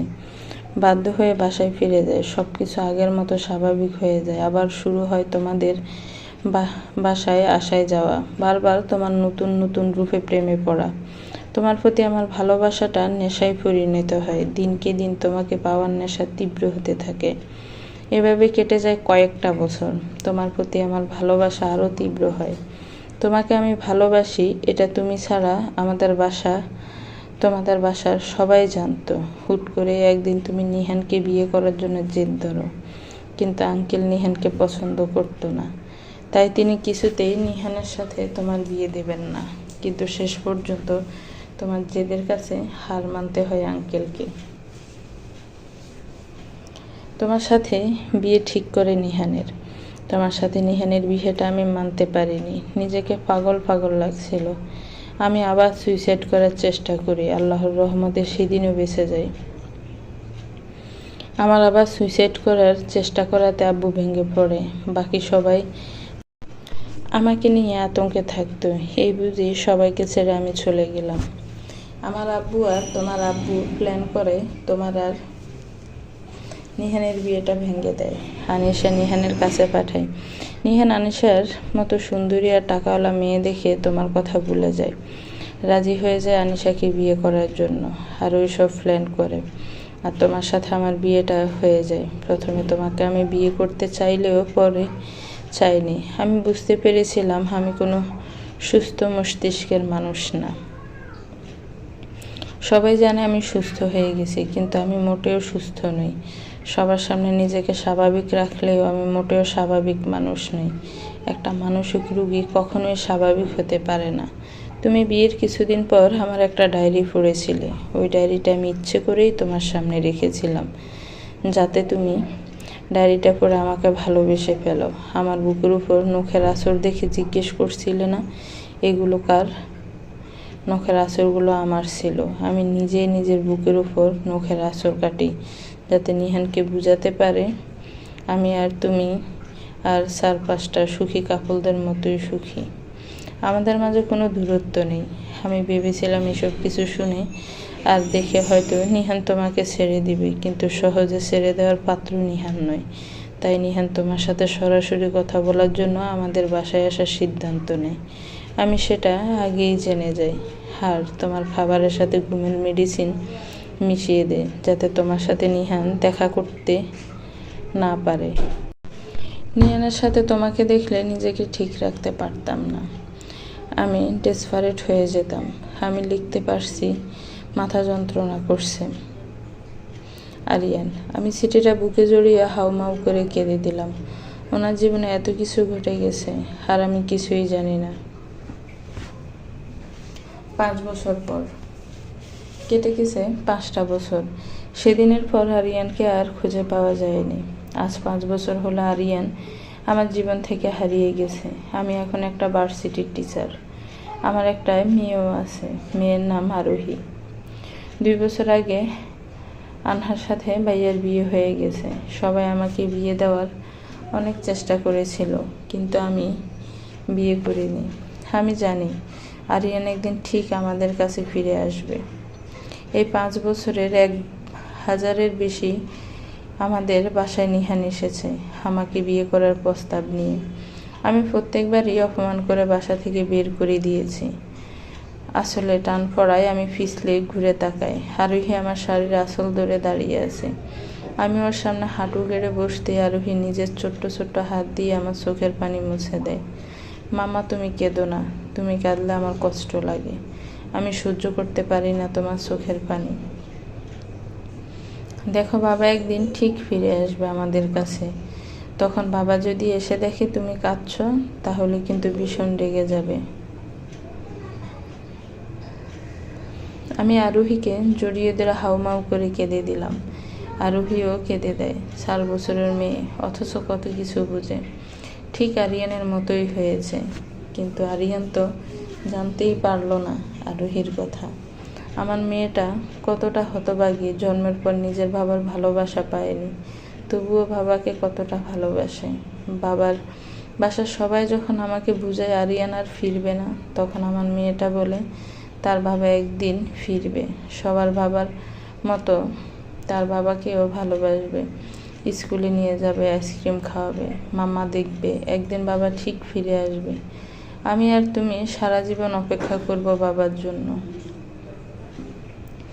ভাইয়া ডাক দিতে আরোহী চলে যায়। আমি দফ করে ফ্লোরে বসে পড়ি। আমাদের অপেক্ষার পর শেষ করে দিয়ে আরিয়ান কি ফিরে আসবে? আকাশ আজ ঘন অন্ধকার, দেখার মতো কিছুই নেই, তবু আমার তাকিয়ে থাকতে ভালো লাগে। ভালোবাসার মানুষটি চোখের দিকে তাকালে পুরো পৃথিবী দেখা যায়। সেই ভালোবাসা চলে গেলে গোটা পৃথিবী আঁধারে ঢেকে যায়। তুমি আমার পৃথিবীটা আঁধারে ঢেকে দিলে। আমার পৃথিবীর কোথাও আলো নেই।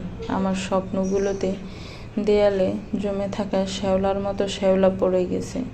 সেই শ্যাওলা পরিষ্কার করে নতুন করে স্বপ্ন দেখানোর মতো কেউ নেই। তুমি তো খুব ভালো আছো আমাকে ছেড়ে, তাই না? কিন্তু আমি ভালো নেই তোমাকে ছাড়া। আমি পারিনি তোমাকে ভুলে অন্য কারো হতে। আমি শুধু তোমারই আছি। আজও পড়াইতুম আমাকে তোমার প্রণয়ের দহন। শেষ নিঃশ্বাস অবধি অপেক্ষা করব তোমার জন্য। অবশেষে গল্পটা শেষ হলো। গল্পটা কেমন লেগেছে একটি গঠনমূলক কমেন্টস করে জানাবেন। গল্পটাকে লাইক করবেন, শেয়ার করবেন, আর আমার চ্যানেলটাকে প্লিজ সাবস্ক্রাইব করবেন। যারা অলরেডি সাবস্ক্রাইব করে পাশে আছেন তাদেরকে অনেক অনেক ধন্যবাদ। ভালো থাকবেন, আমার চ্যানেলের সাথেই থাকবেন। আল্লাহ হাফেজ।